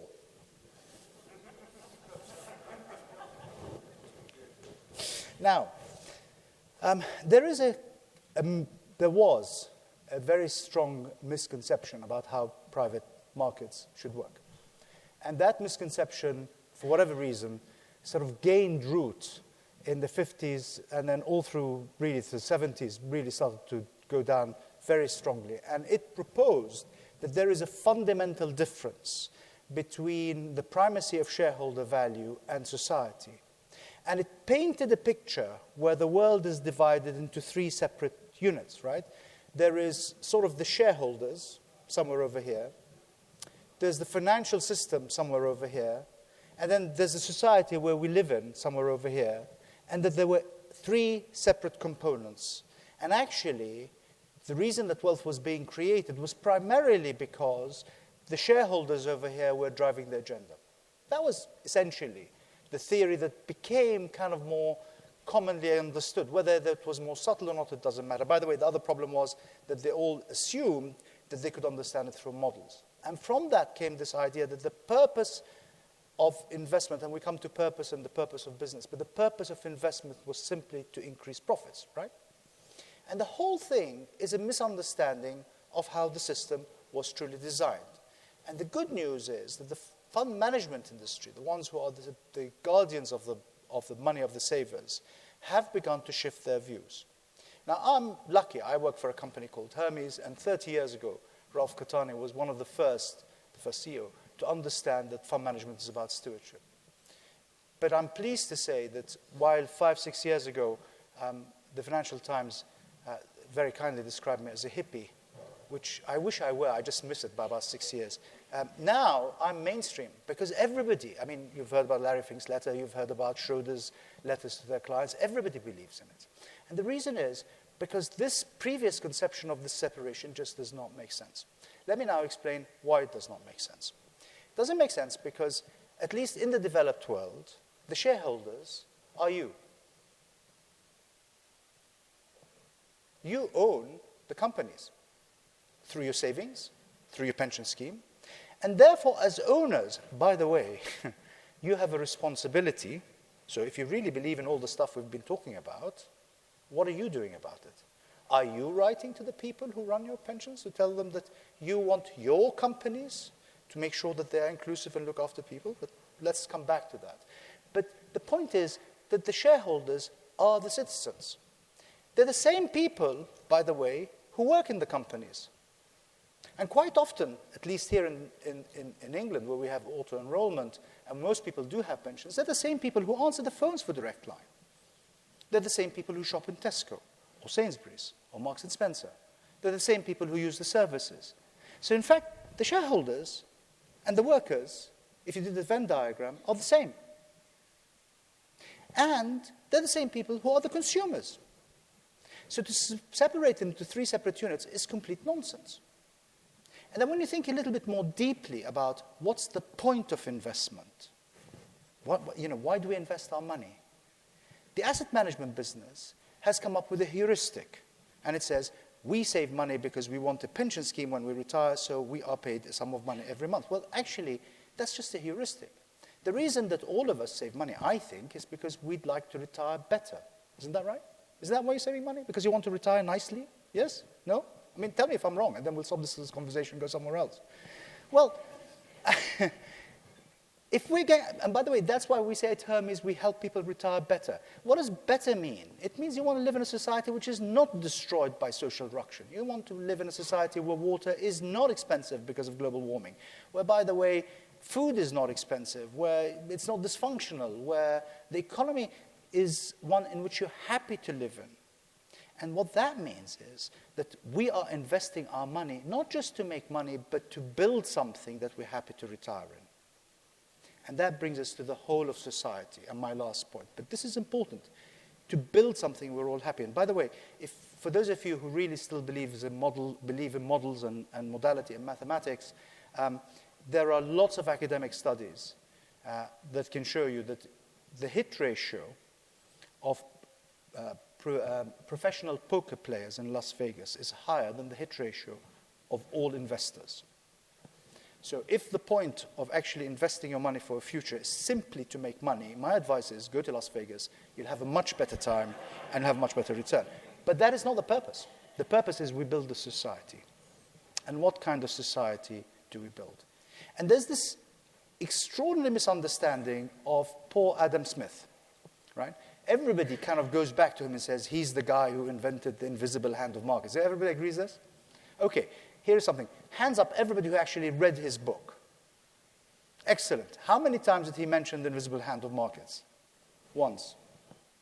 Exactly right. But most people have never bothered to read his previous book, which is the one that matters, which is the one in which he's based the foundations of the free market. Now, I do know that he's verbose and long-winded because people were in those days, particularly if you were an educated Scot. But actually, he is worth reading. And I'm just going to quote to you one line from his theory of moral sentiment about the kind of society, and that then closes the loop for what we're trying to do. He talks of the rational man. He was a sexist. He was living at the time, so let us call it the rational person so that we're less sexist. He talks of the rational person who acts out of pure self-interest, right? Pure self-interest. He says, he is sensible too that his own interest is connected with the prosperity of society. His own interest, his own selfish self-interest is connected with the prosperity of society, not a society where 40% of people are under the poverty line and they're in work. And that the happiness, note, happiness, that's why the Americans have the right to happiness, because people were talking about it then. They understood that part of life is to be happy. The happiness of perhaps the preservation of his existence, imagine how strong it is, depends upon its society's prosperity's preservation. The man actually understood that it's an ecosystem and that it's all interconnected. For businesses to be successful, actually, they've got to make sure that their workforce is well paid and happy. They've got to make sure for businesses to be resilient that the supply lines are paid on time and are looked after, are happy. For a business to be successful, it pays them to ensure that they look after their customers. And lesson after lesson after lesson has been learned that, in fact, anything other than that gives you short-term gain and very long-term pain. And the best example of that was the crash of 2008, which had such a big ramification. And what I'm pleased to say is this shift towards sustainability is beginning to take hold in investors. And I'm going to spend 2 more minutes, and then I promise I'll be quiet on time, to tell you a little bit about how we can prove to you that actually to do the right thing enhances long-term performance. And if you think about it, it's actually sensible. Now, Hermes, as I say, sort of more or less invented stewardship 30 years ago and formalized it 15. But we never sold ourselves as an ESG manager. We always sold ourselves as a very high alpha manager. It's when you came and actually asked us, how did you derive from the alpha, that we actually said to you, this is what we do. But if you think about it, it's sensible. Companies that pay more than the living minimum wage actually do have a higher productivity ratio than companies that do not. I mean, the stats are there. So if you want a company to be more profitable, actually pay them more. So that is why you saw that chart with direct line and that connectivity. Because of course they're happier. Because of course they're going to engage more. And that, by the way, thing about call centers, has been repeated time and time and time again, particularly in the banking sectors. When the 5 o'clock time comes, almost everyone in the banking sector, nobody wants to pick up the phone in the call centers, right? Why? Because they're just hassled. Actually, the poverty of women in work is something to do with not allowing them the flexibility to come and work flexibly. That doesn't make sense. And we're not just talking about mass companies that use mass labor, which is at the lower end of the wage. This is true all the way up. The reason that this square mile is so exclusive, and I mean that as a sense of the antithesis of inclusive, is because it doesn't think about offering flexibility. And if workers right across the stream were offered flexibility, then you'd have more efficiency. And by the way, inclusion is not about doing the right thing. Inclusion is simply about being sensible from a pure financial point of view. I'm a CEO. I'm in the business of buying labor at the lowest possible price I can pay responsibly. Why would I cut my supply line by half by excluding the female workforce, or by 25% by excluding ethnicities in the City of London? It's just nonsense. So we can show you that companies that have improved the pay of the low workers have actually increased their productivity and their pay back. We can show you that companies that have not looked after their supply lines, that is to say, that's where the poverty also comes from. You have the big companies, and they use smaller companies that feed into them, and the smaller companies typically employ more workers who are paid towards the minimum wage or the living wage, and they're not paying them in time, and then these companies suffer badly, and their workers suffer, are inefficient. I mean, look at companies that I'm not going to mention names lest I get sued, but look at major construction companies, including one that collapsed recently, about a year ago, and look at the effect it had on the supply line. It does not make sense. And if you do not look after your customers, if you actually gouge them for more profit than you should, which then affects the people on a lower income even more, what you do is you take away your social license, and ultimately you lose the business. So in reality, doing all these things, being responsible, is a way of making money better in the long term, because it's sustainable. Because we live in a common society, and all of us need a social license to operate. And by allowing us to have such a level of exclusion from our financial system and poverty in this country, we have created a problem for ourselves. Look at the recent disillusionment with the democratic system, for example. I find it shocking. I mean, I came here when I was a little boy, and I tell you, you have no idea how precious democracy is. And yet, what? 40%, 50% of the population now has second thoughts about it. Why? Because the system is not working for them. So the city now, to answer your question, has begun to talk about including sustainability, because they've begun to realize that our hippie concept actually is a way of making money. And it's not because we discovered anything. We discovered nothing. Adam Smith had it right at the beginning. It's just we forgot to read history. And we are such, as Homo sapiens, that we always think we invent things, when in fact all that we're doing is we're just imitating what existed before. And I promise to end on one thing, which is you. So part of what we've always maintained at Hermes is that owning anything actually means that you have a responsibility as a result of owning that thing. If you own a wall in your garden, you're responsible the wall does not fall onto your neighbors. If you own a share, actually you are responsible for the company's treatment of the low wages earners in that company you own. If you work in a company, you are responsible for the people the company employs. So I will ask you this. At the end of this conference, and this is a conference of all believers, by the way, when you go home, do three things. Number one, look at your pension scheme and write to whoever runs your pension scheme, say, it's my money and I want you to use it to do the following. I want it to be long-term. I want it to be sustainable. I want you to make sure that actually it's efficient and it looks towards the more vulnerable within the company. Number two, look at the company if you're not the CEO and go up to the CEO and say, okay, are we sure that in all our interactions we really are living up to our standards? What I mean by interactions, I mean, for example, lots of companies use temporary staff, or they use contracted out services. We do, for example, for people who give the tea and coffee for our visitors? Are we ensuring that we're paying them more than the London minimum wage? Because it's not enough to live on. Try. You can't do it. So that's the second thing. Write a letter, talk to your CEO. And the third one is advocate. Advocate. If we all believe in this, we can sit in this echo chamber and all feel really good about ourselves because we all believe in it. And we think we are amongst the righteous. But advocate. Go out and tell people to change it. And don't advocate by telling them, do it because it's the right thing to do. People don't respond like that. Or if they're religious, it's the Christian thing to do, or the Muslim thing to do, or the Buddhist thing to do, or the Jewish thing to do. Just tell them it's the only sensible thing to do from a free market environment perspective, right? If you really want to build wealth, genuinely, it's the only way we can do it. Now, the city's begun to recognize this. Not just the city, I mean the financial services. We've seen this trend, because it's an obvious trend. But they need encouragement, because it's an uncharted territory they're entering. Or maybe we're just going back to the 18th century again. Thank you very much. For your speech and the perspective that you provided. I've just got a note here which says, I actually have time to talk about the report. So I'm just going to go and grab.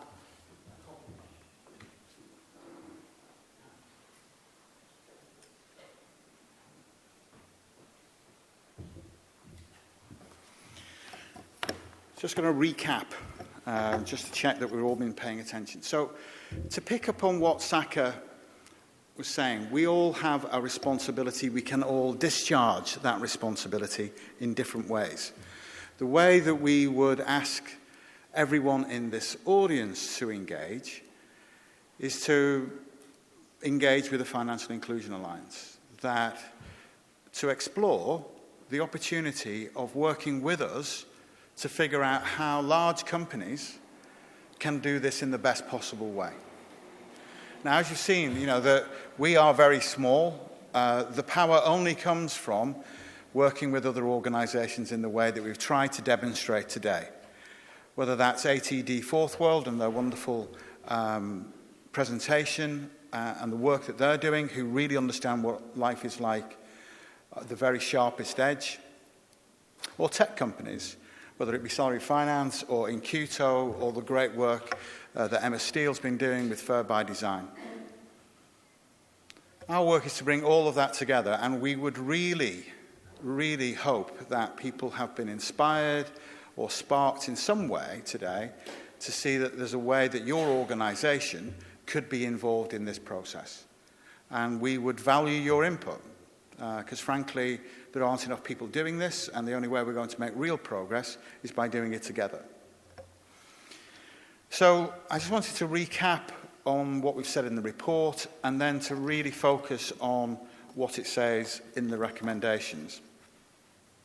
In the report, it talks about, first of all, this thing called the poverty zone. And the reason we came up with that phraseology is really very simple.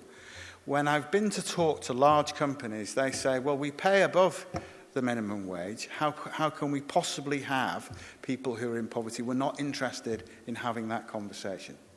I hope that as a result of today's discussion, there is at least a recognition that this may be going on in the same organisation, in the same building as you are working in.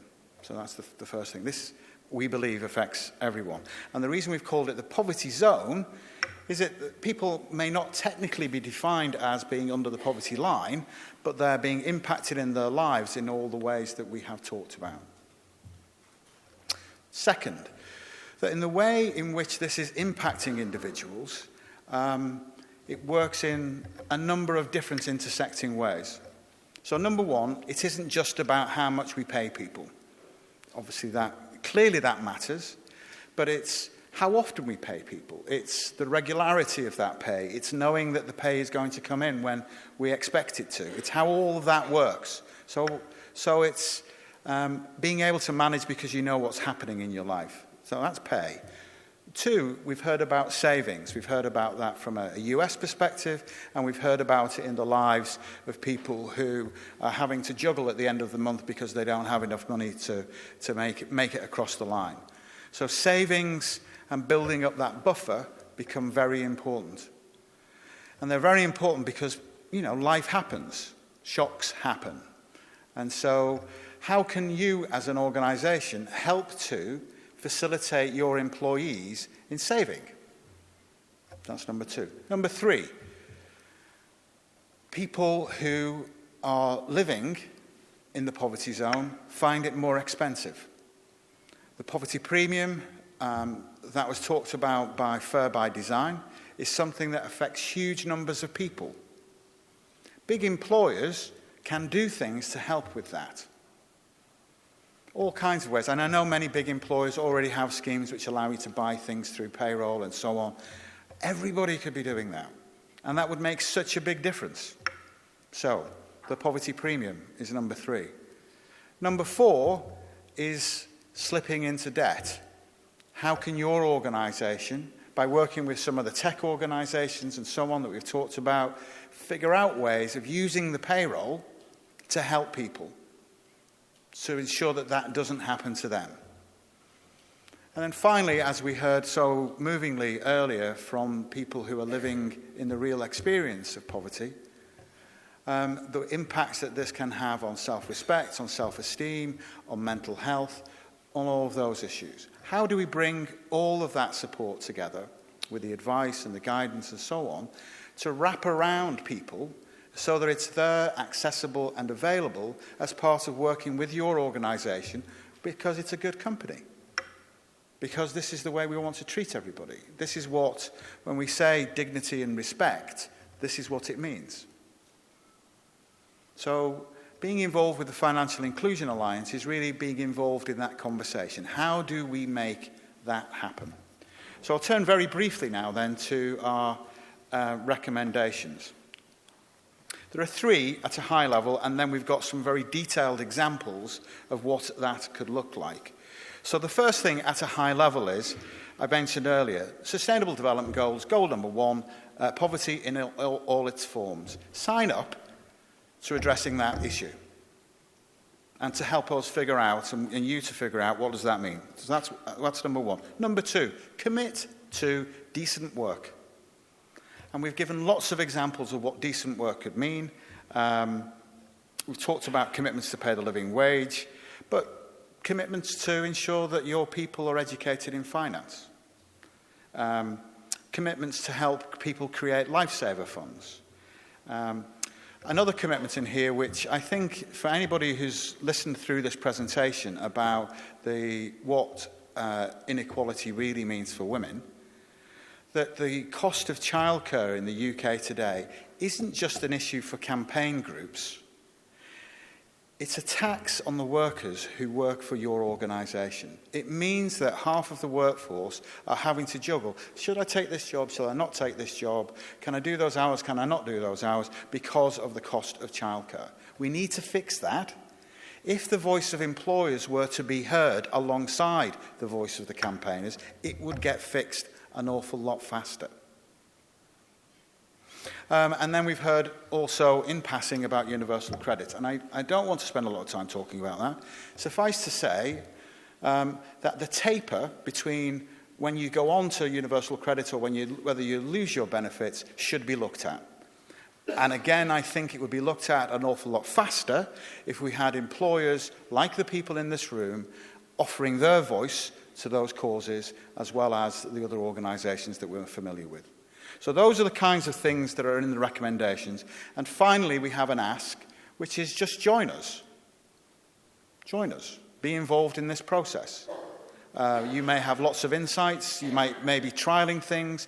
All of this helps. We are better together in doing this. So those are my asks. I'm looking to my colleagues on the left here. We're now ready for our next and final speaker. So, Nigel Wilson. Nigel is the Chief Executive of Legal and General. Nigel's organisation are hugely committed to financial inclusion, but I'm delighted to say that they've been a great supporter of the work that we've been doing in the Financial Inclusion Alliance. And I thought that the perspective of a chief executive who's committed to this agenda would be a great way to wrap up this morning. So, big round of applause, Nigel Wilson. Norman, Daniel, ladies and gentlemen, a really big thank you for being here. I'm absolutely thrilled to be here. And I'd particularly like to thank Saka for the marketing that he's just done for Legal & General's pension schemes. What you have done today is brought new and necessary focus to a really important issue, financial inclusion. The Financial Inclusion Alliance, which tomorrow's company have established with Salary Finance and other partners, is a great and real step forward. At Legal & General, we believe in, are hugely committed to, and consistently action inclusive capitalism. One simple example of that is our pay structure. The top people in our firm for the last 3 years have had pay increases of 2%. The middle people, 3%, and the lower paid people, and by lower paid we mean £30,000 or below, 4%. Cumulatively, over a number of years, that makes a difference to everyone's lives. Hermes and others have spoken this morning. We're completely aligned with him, and it was great to see Jane Ann once again being a leader in this space. It's also really encouraging to see political and faith leaders getting increasingly involved in the sector. John Glenn at the Treasury is committed to greater financial inclusion, and as is Cardinal Nichols. I would summarise our view on inclusive capitalism as being all about being economically and socially useful. There is no hard choice in the modern world or zero-sum game between these two objectives. They go hand in hand, and great businesses, which are sustainable over any period of time, do best by focusing on both their economic and social impact. The more successful you are as a business, the greater the positive impact you can have on social issues, and this creates a virtuous circle. Having great values in business delivers value. Values deliver value. Financial inclusion is an obvious point. When Legal & General was set up in 1836, it was set up as an insurance society for lawyers. That's the legal bit. The obvious next step was the greater financial inclusion to extend our financial resilience and protection products to the general public, hence our name, Legal & General. What Legal & General does today is solve market failures, real societal problems. We are one firm, one set of values, one set of behaviours. We are profitable problem solvers.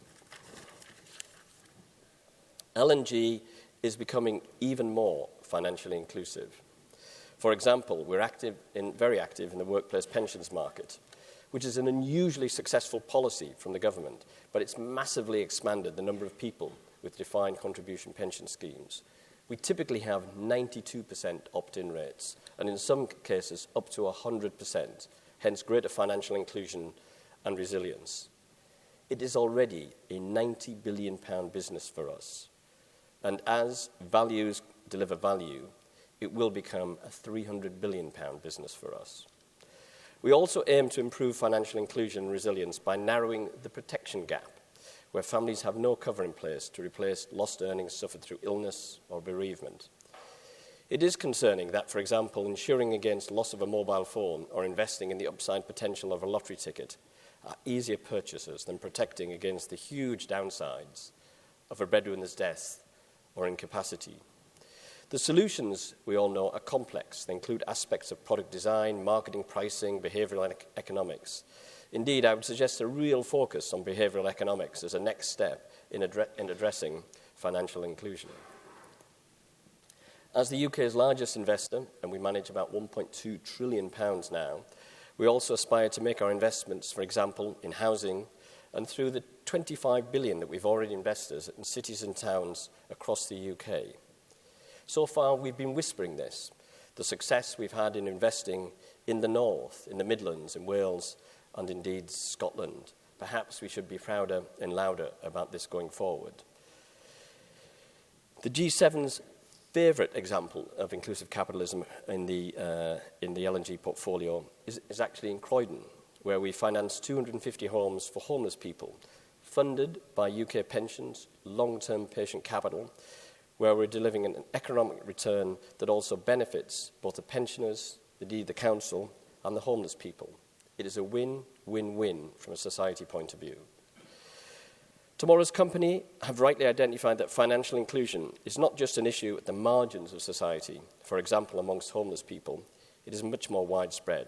The work of Tomorrow's company in identifying a poverty band, quite broad but not necessarily permanent, is an extremely valuable concept. It is conceptually similar to the just about managing concept of the last government. Theresa May thought many good thoughts, and indeed, if she'd managed to stay in office a bit longer, she could have tackled a bit further the aspect of domestic policy, many aspects of domestic policy. But the people with the civil servants nicknamed the Jams are still very much with us. They include people who juggle budgets from payday to payday and who may use payday lending, who have no savings or other financial resilience, and are just 2 punctures and a broken washing machine away from disaster. They pay extra premium, as many have commented, for essentials or credit, or as the result of poor credit histories. And of course, they incur the poverty premium.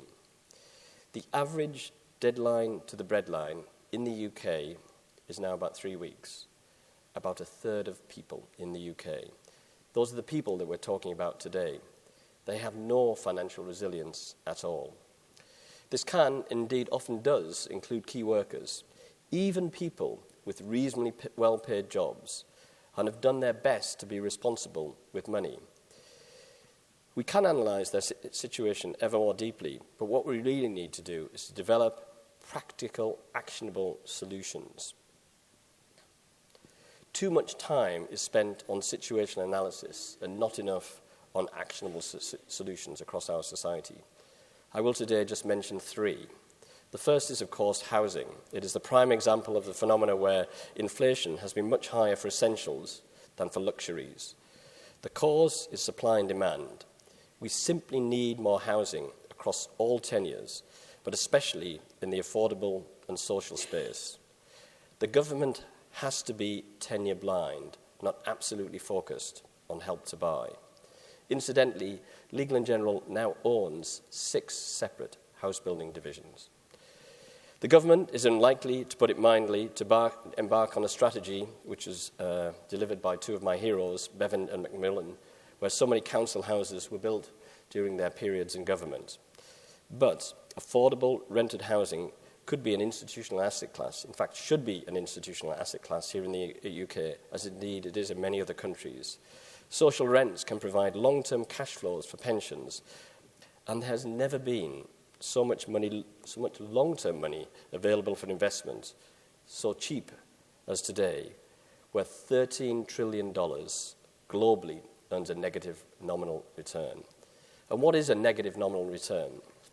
This means if you invest £10,000 today, you get £9,500 back in 10 years' time. If anybody wants a product from Legal & General that delivers that, my friend John Godfrey is waiting outside, and you can please give him a cheque for £10,000, and rest assured we'll give you back £9,500. This is a totally irrational outcome of the policies that we're having across the world today. As we develop and regenerate our cities and towns in the UK, we need to do so in ways that reduce financial exclusion. My colleagues and I, Legal & General, have been, to borrow a phrase from the current government, levelling up by investing in our great cities in the north, Scotland, the Midlands and Wales for the last 8 or 9 years. 25 billion or so far. That's in great cities, Manchester, Salford, Newcastle, Leeds, Sunderland, Cardiff, Bristol, Edinburgh, Glasgow, Birmingham, and many, many other places. Even in prosperous cities, like Oxford, where we're investing £4 billion in partnership with the university, there is real financial exclusion. It exists everywhere. A key worker, like a college chef, can't afford to live somewhere in Oxford and places like that, because house prices are almost on a parity with London. So a large part of that £4 billion investment will be in very much social and affordable housing for key workers. Incidentally, we also include postgraduate students in the definition of key workers. In Edinburgh, a beautiful city, and a city with great economic growth and prospects, a quarter of children are privately educated, but another quarter are entitled to free school meals. This is growth that is not inclusive. So this is my second point, again echoing many of the comments from today, jobs. Your report avoided the simple prescription of just raising wages to reduce financial exclusion. But we do need more and better paid jobs, and the route to better pay is through higher productivity, where the UK seriously lags behind its competitors. Again, part of the answer is investment in modern industries, which use their great technology and science, which has often been developed here in the UK in our world-class universities, to deliver these new, higher paid and better jobs. For example, I met this week, once again, with yet another housing minister, actually a very enthusiastic housing minister, who wants to develop a construction corridor focused on modular modern methods of construction, roughly running from Leeds to Manchester. She has indeed visited our modular factory near Selby and seen our hundreds of people working there, highly skilled, highly productive engineers, in a setting that looks much more like a Rolls-Royce factory than a building site. She's also visiting our build-to-rent place in Walthamstow today, where we set for ourselves a goal of creating modern, beautiful accommodation such that three nurses could live there and be within a 12-minute commute to the centre of London. And we've achieved that objective. These skills, we believe, will be vital as we develop places like Thorpe Park, just outside Leeds, where regeneration is going to create 10,000 to 15,000 jobs. Again, this is an investment of long-term patient capital to deliver inclusive societal goals. But this has to be done in constructive collaboration, real partnerships with government at both a central level and a local level, with lots of emphasis on skills and training. We need central government to step up, to nudge, but local government has an even greater role to play. Our councils and mayors often now have inspiring visions for their cities and their towns, and political ideology counts less for them than creating a great city or a great town. My third point is one about the specific aspect of financial and social inclusion. I'm delighted we've worked with Salary Finance to disrupt the payday lending market, and equally delighted that they've called out vicious spiral that often links financial worry and exclusion and mental health. The overlap is important and costly for us as business, but also in human terms. Paul Farmer and Dennis Stephen, in their brilliant report, identified the huge costs in both human and commercial terms. The 30 to 40 billion pound costs they identified includes absences and lost productivity. It is even bigger if you include problems where an employee may be at their workstation but is preoccupied or stressed with how to pay their rent or feed their children or get clothes or shoes for their children, so it's not delivering the best for their particular employer. So this is another example of how it is in the interest of business to work with others to develop solutions that address the problems of inclusion, including financial inclusion. I'm really delighted that mental health is a future topic for tomorrow's company.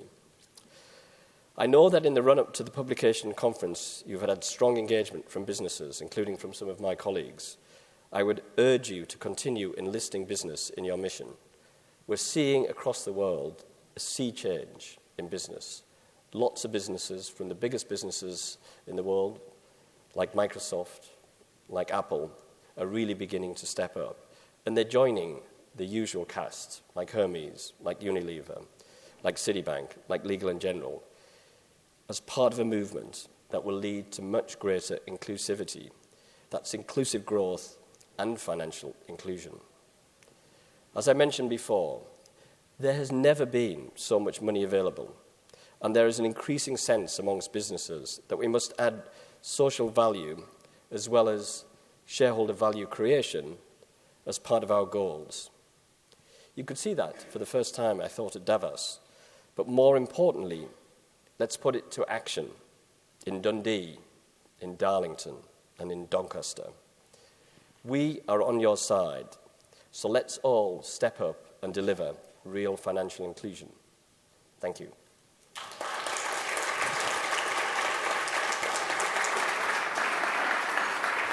Thank you so much, Nigel.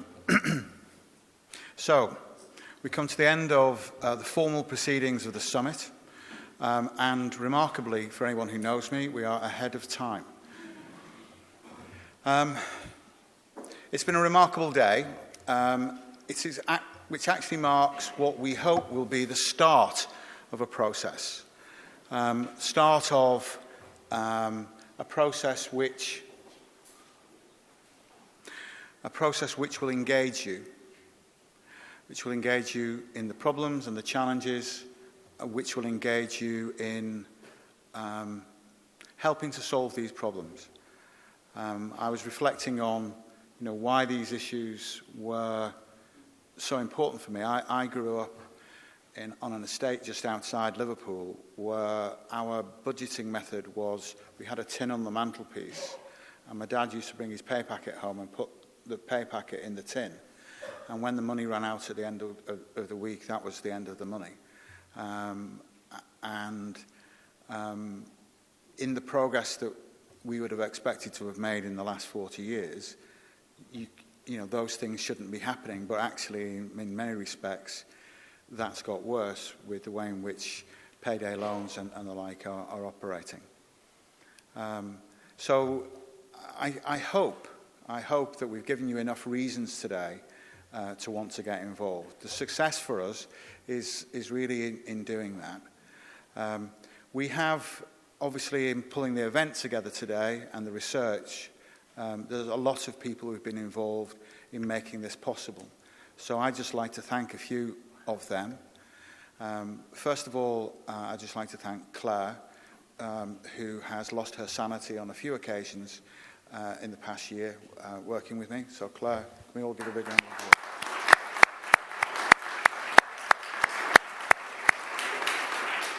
I'd like to thank the research team at Tomorrow's Company, in particular Andrew Nocty, who came up with and coined the phrase, the poverty zone. So Andrew's not here, but we'll give him a round of applause too. I'd like to thank Rich down here. So Rich has been the person who has kept us going when all else seemed impossible. So big round of applause to Rich. And I'd like to say a big thank you to my co-founder of the Financial Inclusion Alliance, Daniel Shikani. Daniel is the most energetic and most connected and positive person I've ever met in my whole life. And so I'm going to finish. I'm going to pass back over to Daniel just to say a few thanks on his own. So Daniel, would you like to come on stage?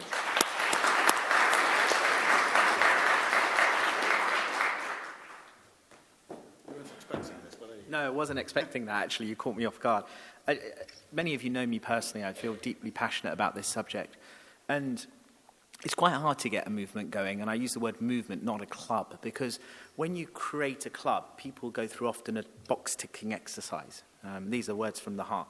But when you go through creating a movement, which we have with the power and the influence of the people that we've brought together, not just before the summit, many people couldn't be here today, but also of what we intend to do going forward, you can create real systemic change. And it's a heartfelt gratitude that I have to all the people that have been involved. My team, Salaried Finance, the people who have come from the US, Deborah, Anita, and others. No doubt all of you in the room that have been supportive of myself and Norman when I first created the concept and the idea with him. It doesn't happen without deep passion, because when it gets really hard, you still got to keep going. So I'm so grateful. I hope that we can really start to make a difference, and next year start to actually talk to the results. That's the goal. Once you get these sorts of things going, we form an index, you form a way of monitoring and measuring the impact, you can really start to talk about the difference we've made. So I hope this time next year, when we come together to a bigger and more successful event, we can talk to numbers and real results that we can all feel proud of, and we can be part of a movement that can be really not just lobbying and thinking about what that means for government, what that means for the non-for-profits that are part of this movement as well, because they have a very important role to play, the innovators, the solution providers, but also, most importantly, the companies that employ the great people in our country today. So without any further ado, enjoy the buffet lunch. Thank you so much again, and God bless you.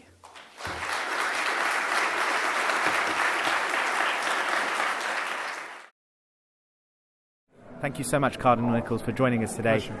Thank you for your comments as well. Could you share with me your thoughts around the summit and what you've seen today? Well, first of all, it's a very impressive gathering. That people of this stature and commitment are coming to look precisely at the issue of poverty in modern, contemporary, affluent Britain. And they're looking at it with such passion and commitment, and that is very impressive too. So I think everybody who's organised this event should be pleased at the way it's developing so far. Thank you very much. What do you think this means for business? What do you think businesses can really do on the back of this? Well, I think one of the great things about the role of business in society is that they're able to take a long-term view. I mean, you don't get that in the political cycles. And I think the more businesses look at their broader sense of purpose, what is the relationship between a business and society, not just shareholders, but and society, then I think business can grow not only in their own effectiveness, but also in the satisfaction that the enterprise gains, knowing that it is an important player in the well-being of society. Profit isn't everything. Often when a business is well run in the ways we're talking about, it actually is more profitable. But it's this deeper, the sense of a deeper purpose of business that is the great issue today. Wonderful. Thank you very much indeed. Jane Ann, thank you for joining us today. Thank you so much also for coming to speak. Share with me your thoughts around the summit and what you've done, because you've been a big supporter from the beginning. So, yeah, it's interesting. I used to work at RBS many years ago, and I remember even in 2004 or 5 being asked to look at financial inclusion, why not enough people were part of the banking agenda. Absolutely. And I've been disappointed that we haven't made significant progress, in my view, on that agenda over so many years. So I think it's a vital focus. For me, equality across, all of its manifold diversity, if you like, whether that's social inclusion or equality in gender or race or whatever, is critical to building a better society. And I think, that starts here. Yeah. Obviously, when you were in Virgin Money, you were doing an enormous amount to eradicate payday loan providers. That's now starting to play out in society, and we're starting to see a much better combined effort to address these problems. Are you happy with what you're seeing, or do you think there's a lot more to be done? I think there's always a lot more to be done. As I came here this morning, did you see that Wonga in administration has now been announced that people that will get back, I think it's 4.3% of any exposure there. Yeah. That's terrible when you think about it. These people that went to Wonga in order to see themselves through difficult times have ended up in even worse times. So I think that regulation's important, and I think that the big main banks have got to make it part of their core values to support people that are not necessarily right in the heart of current financial services. And the quality of the summit and the people you've seen here, your thoughts? Fantastic people here. As I came in, I could feel the vibe and the energy. The speakers are excellent, and I think that to see this number of people right in the heart of the City of London, where financial services, it's been its home for such a long time, really focused on this agenda, is inspiring and powerful. My last question is Salesforce. Do you see Salesforce playing a bigger role, thinking about how it can help with companies or other people in terms of what you've done in the past and how your new role could help towards this agenda potentially? The reason I joined Salesforce was that its inspirational leader Mark Benioff always says that values create value, and business has a sense of purpose, and we have to put back into society because business takes from it. And so in terms of this specific agenda, at this point in time, we want to support, but generally, in terms of building a more cohesive society, Salesforce is there all the time. Thank you so much for joining us here today at the summit. What's your thoughts on the summit so far and the quality of the attendees? Yeah, well, it's a really inspiring summit so far, and particularly hear some of the stories of those who've experienced poverty. It's a great, very moving exhibition here today. And yeah, I think it's a really momentous occasion, it feels to me. You've got people here from major employers, and it's I think it's exciting to hear the commitment and the determination from many of these employers to actually do something about a real scandal in our country, that we've got 4 million people working and yet in poverty. And so I think it's important to see. It's going to be important to see how we bring together both the solutions, but also the empathy. To really figure out how to work to address these issues. We've got to rework out, and understand more how people live. Lord Ware, you've been a massive supporter of social reform in this country. Where do you see the House of Lords and the government potentially playing a more active role in this?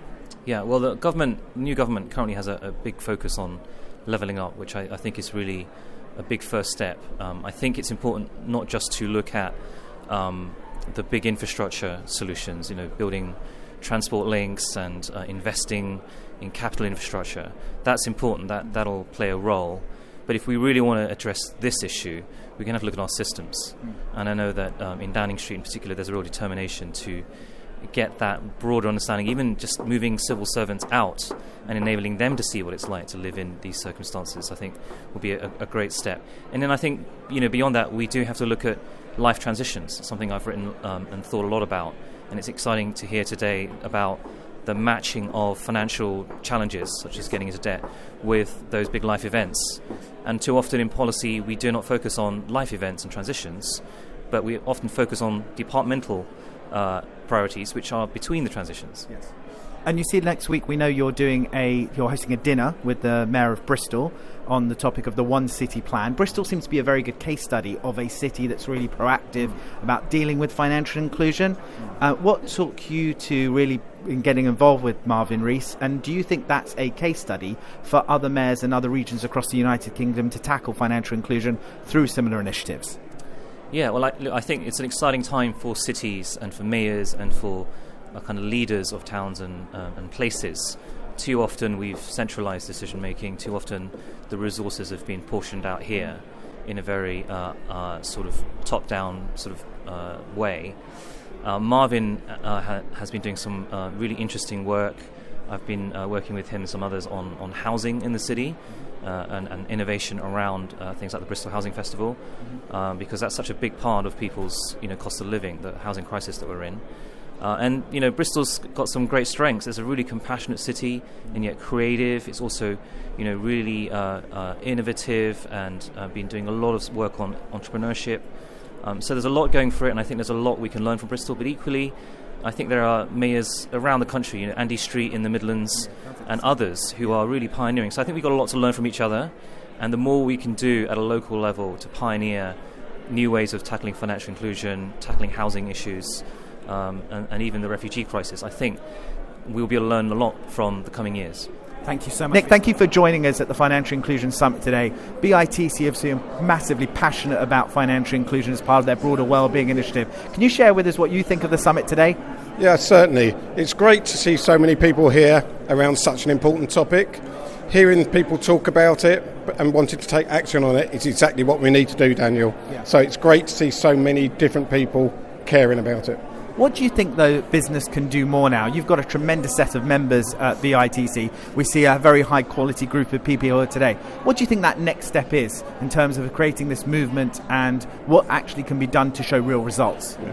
I think the real next step is businesses looking at their employee schemes and the way they're looking at their employees and looking at all the different aspects. This is a wide-ranging issue, and I think it's really important that businesses recognise that, but more important that they take some real action.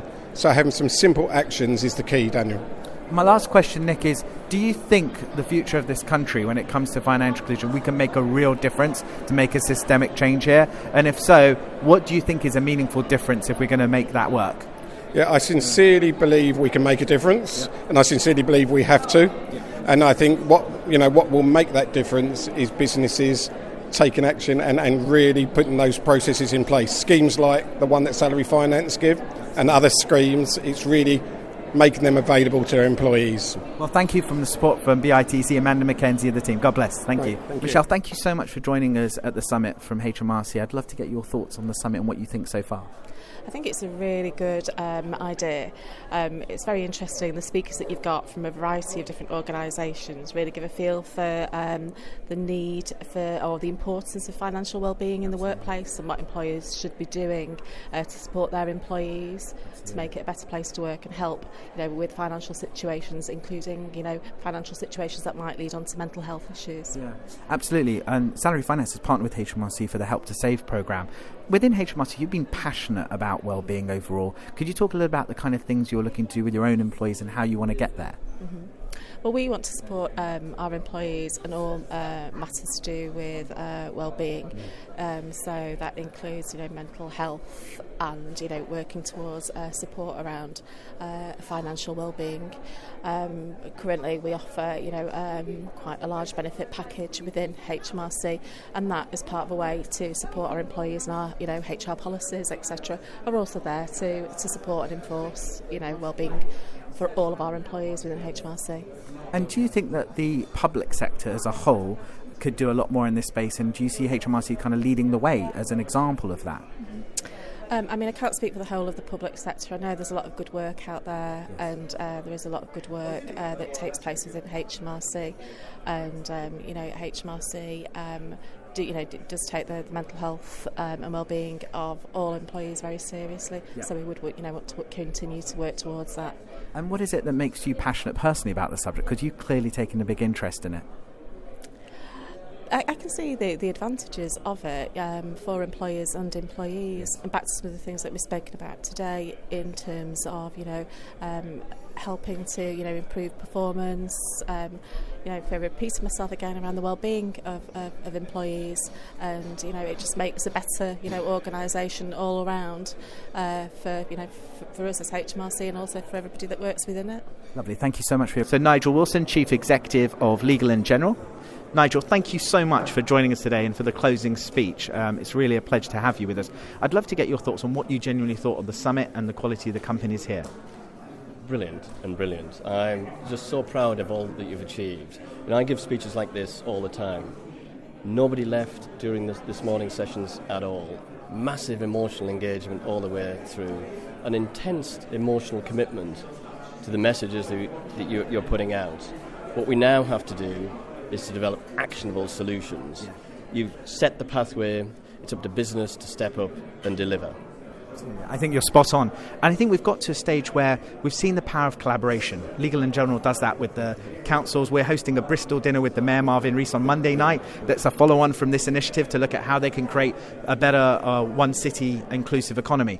You've obviously done a lot in the regions. Do you feel that it's a national initiative that we need to start putting in place a set of recommendations here? How do you see this playing out, or would you advise the members of the Alliance and our audience here to turn this into actions? Is it a kite mark you could see it becoming? Is it a pledge? How could you see it working? It's definitely a national thing that we've got to do, and I think we just have to take lots of great actions and make things happen, and that will build momentum around the brand, because it'll get identified with huge positive success stories. Yeah. And your job is to help collaborate, work together with people and deliver those solutions and make people realise that people in this country really care about solving these really big societal issues. Yeah, absolutely. Thank you so much for your time today. Thank you. Norman, co-founder, have just finished the Financial Inclusion Nights. I sense it's been a massive success. How do you feel it's gone? I think it really pulled together a complex agenda, made it simple for people. I think we've got a huge amount of commitment in the room. I think people want to get involved, understand the issue, and I think as our first step into really launching this movement, I am delighted. Yeah. Likewise, and I think we've got now an opportunity to take the highlights video and the outcome of this results to set recommendations or other potential output. Do you have any thoughts on now, for those of the viewers that are going to see this video that aren't here in the room today, what's the message you'd like to share with them? I think one simple message is for all organisations to make a real difference for your employees and the performance and productivity of your organisation. Our advice would be put financial inclusion first.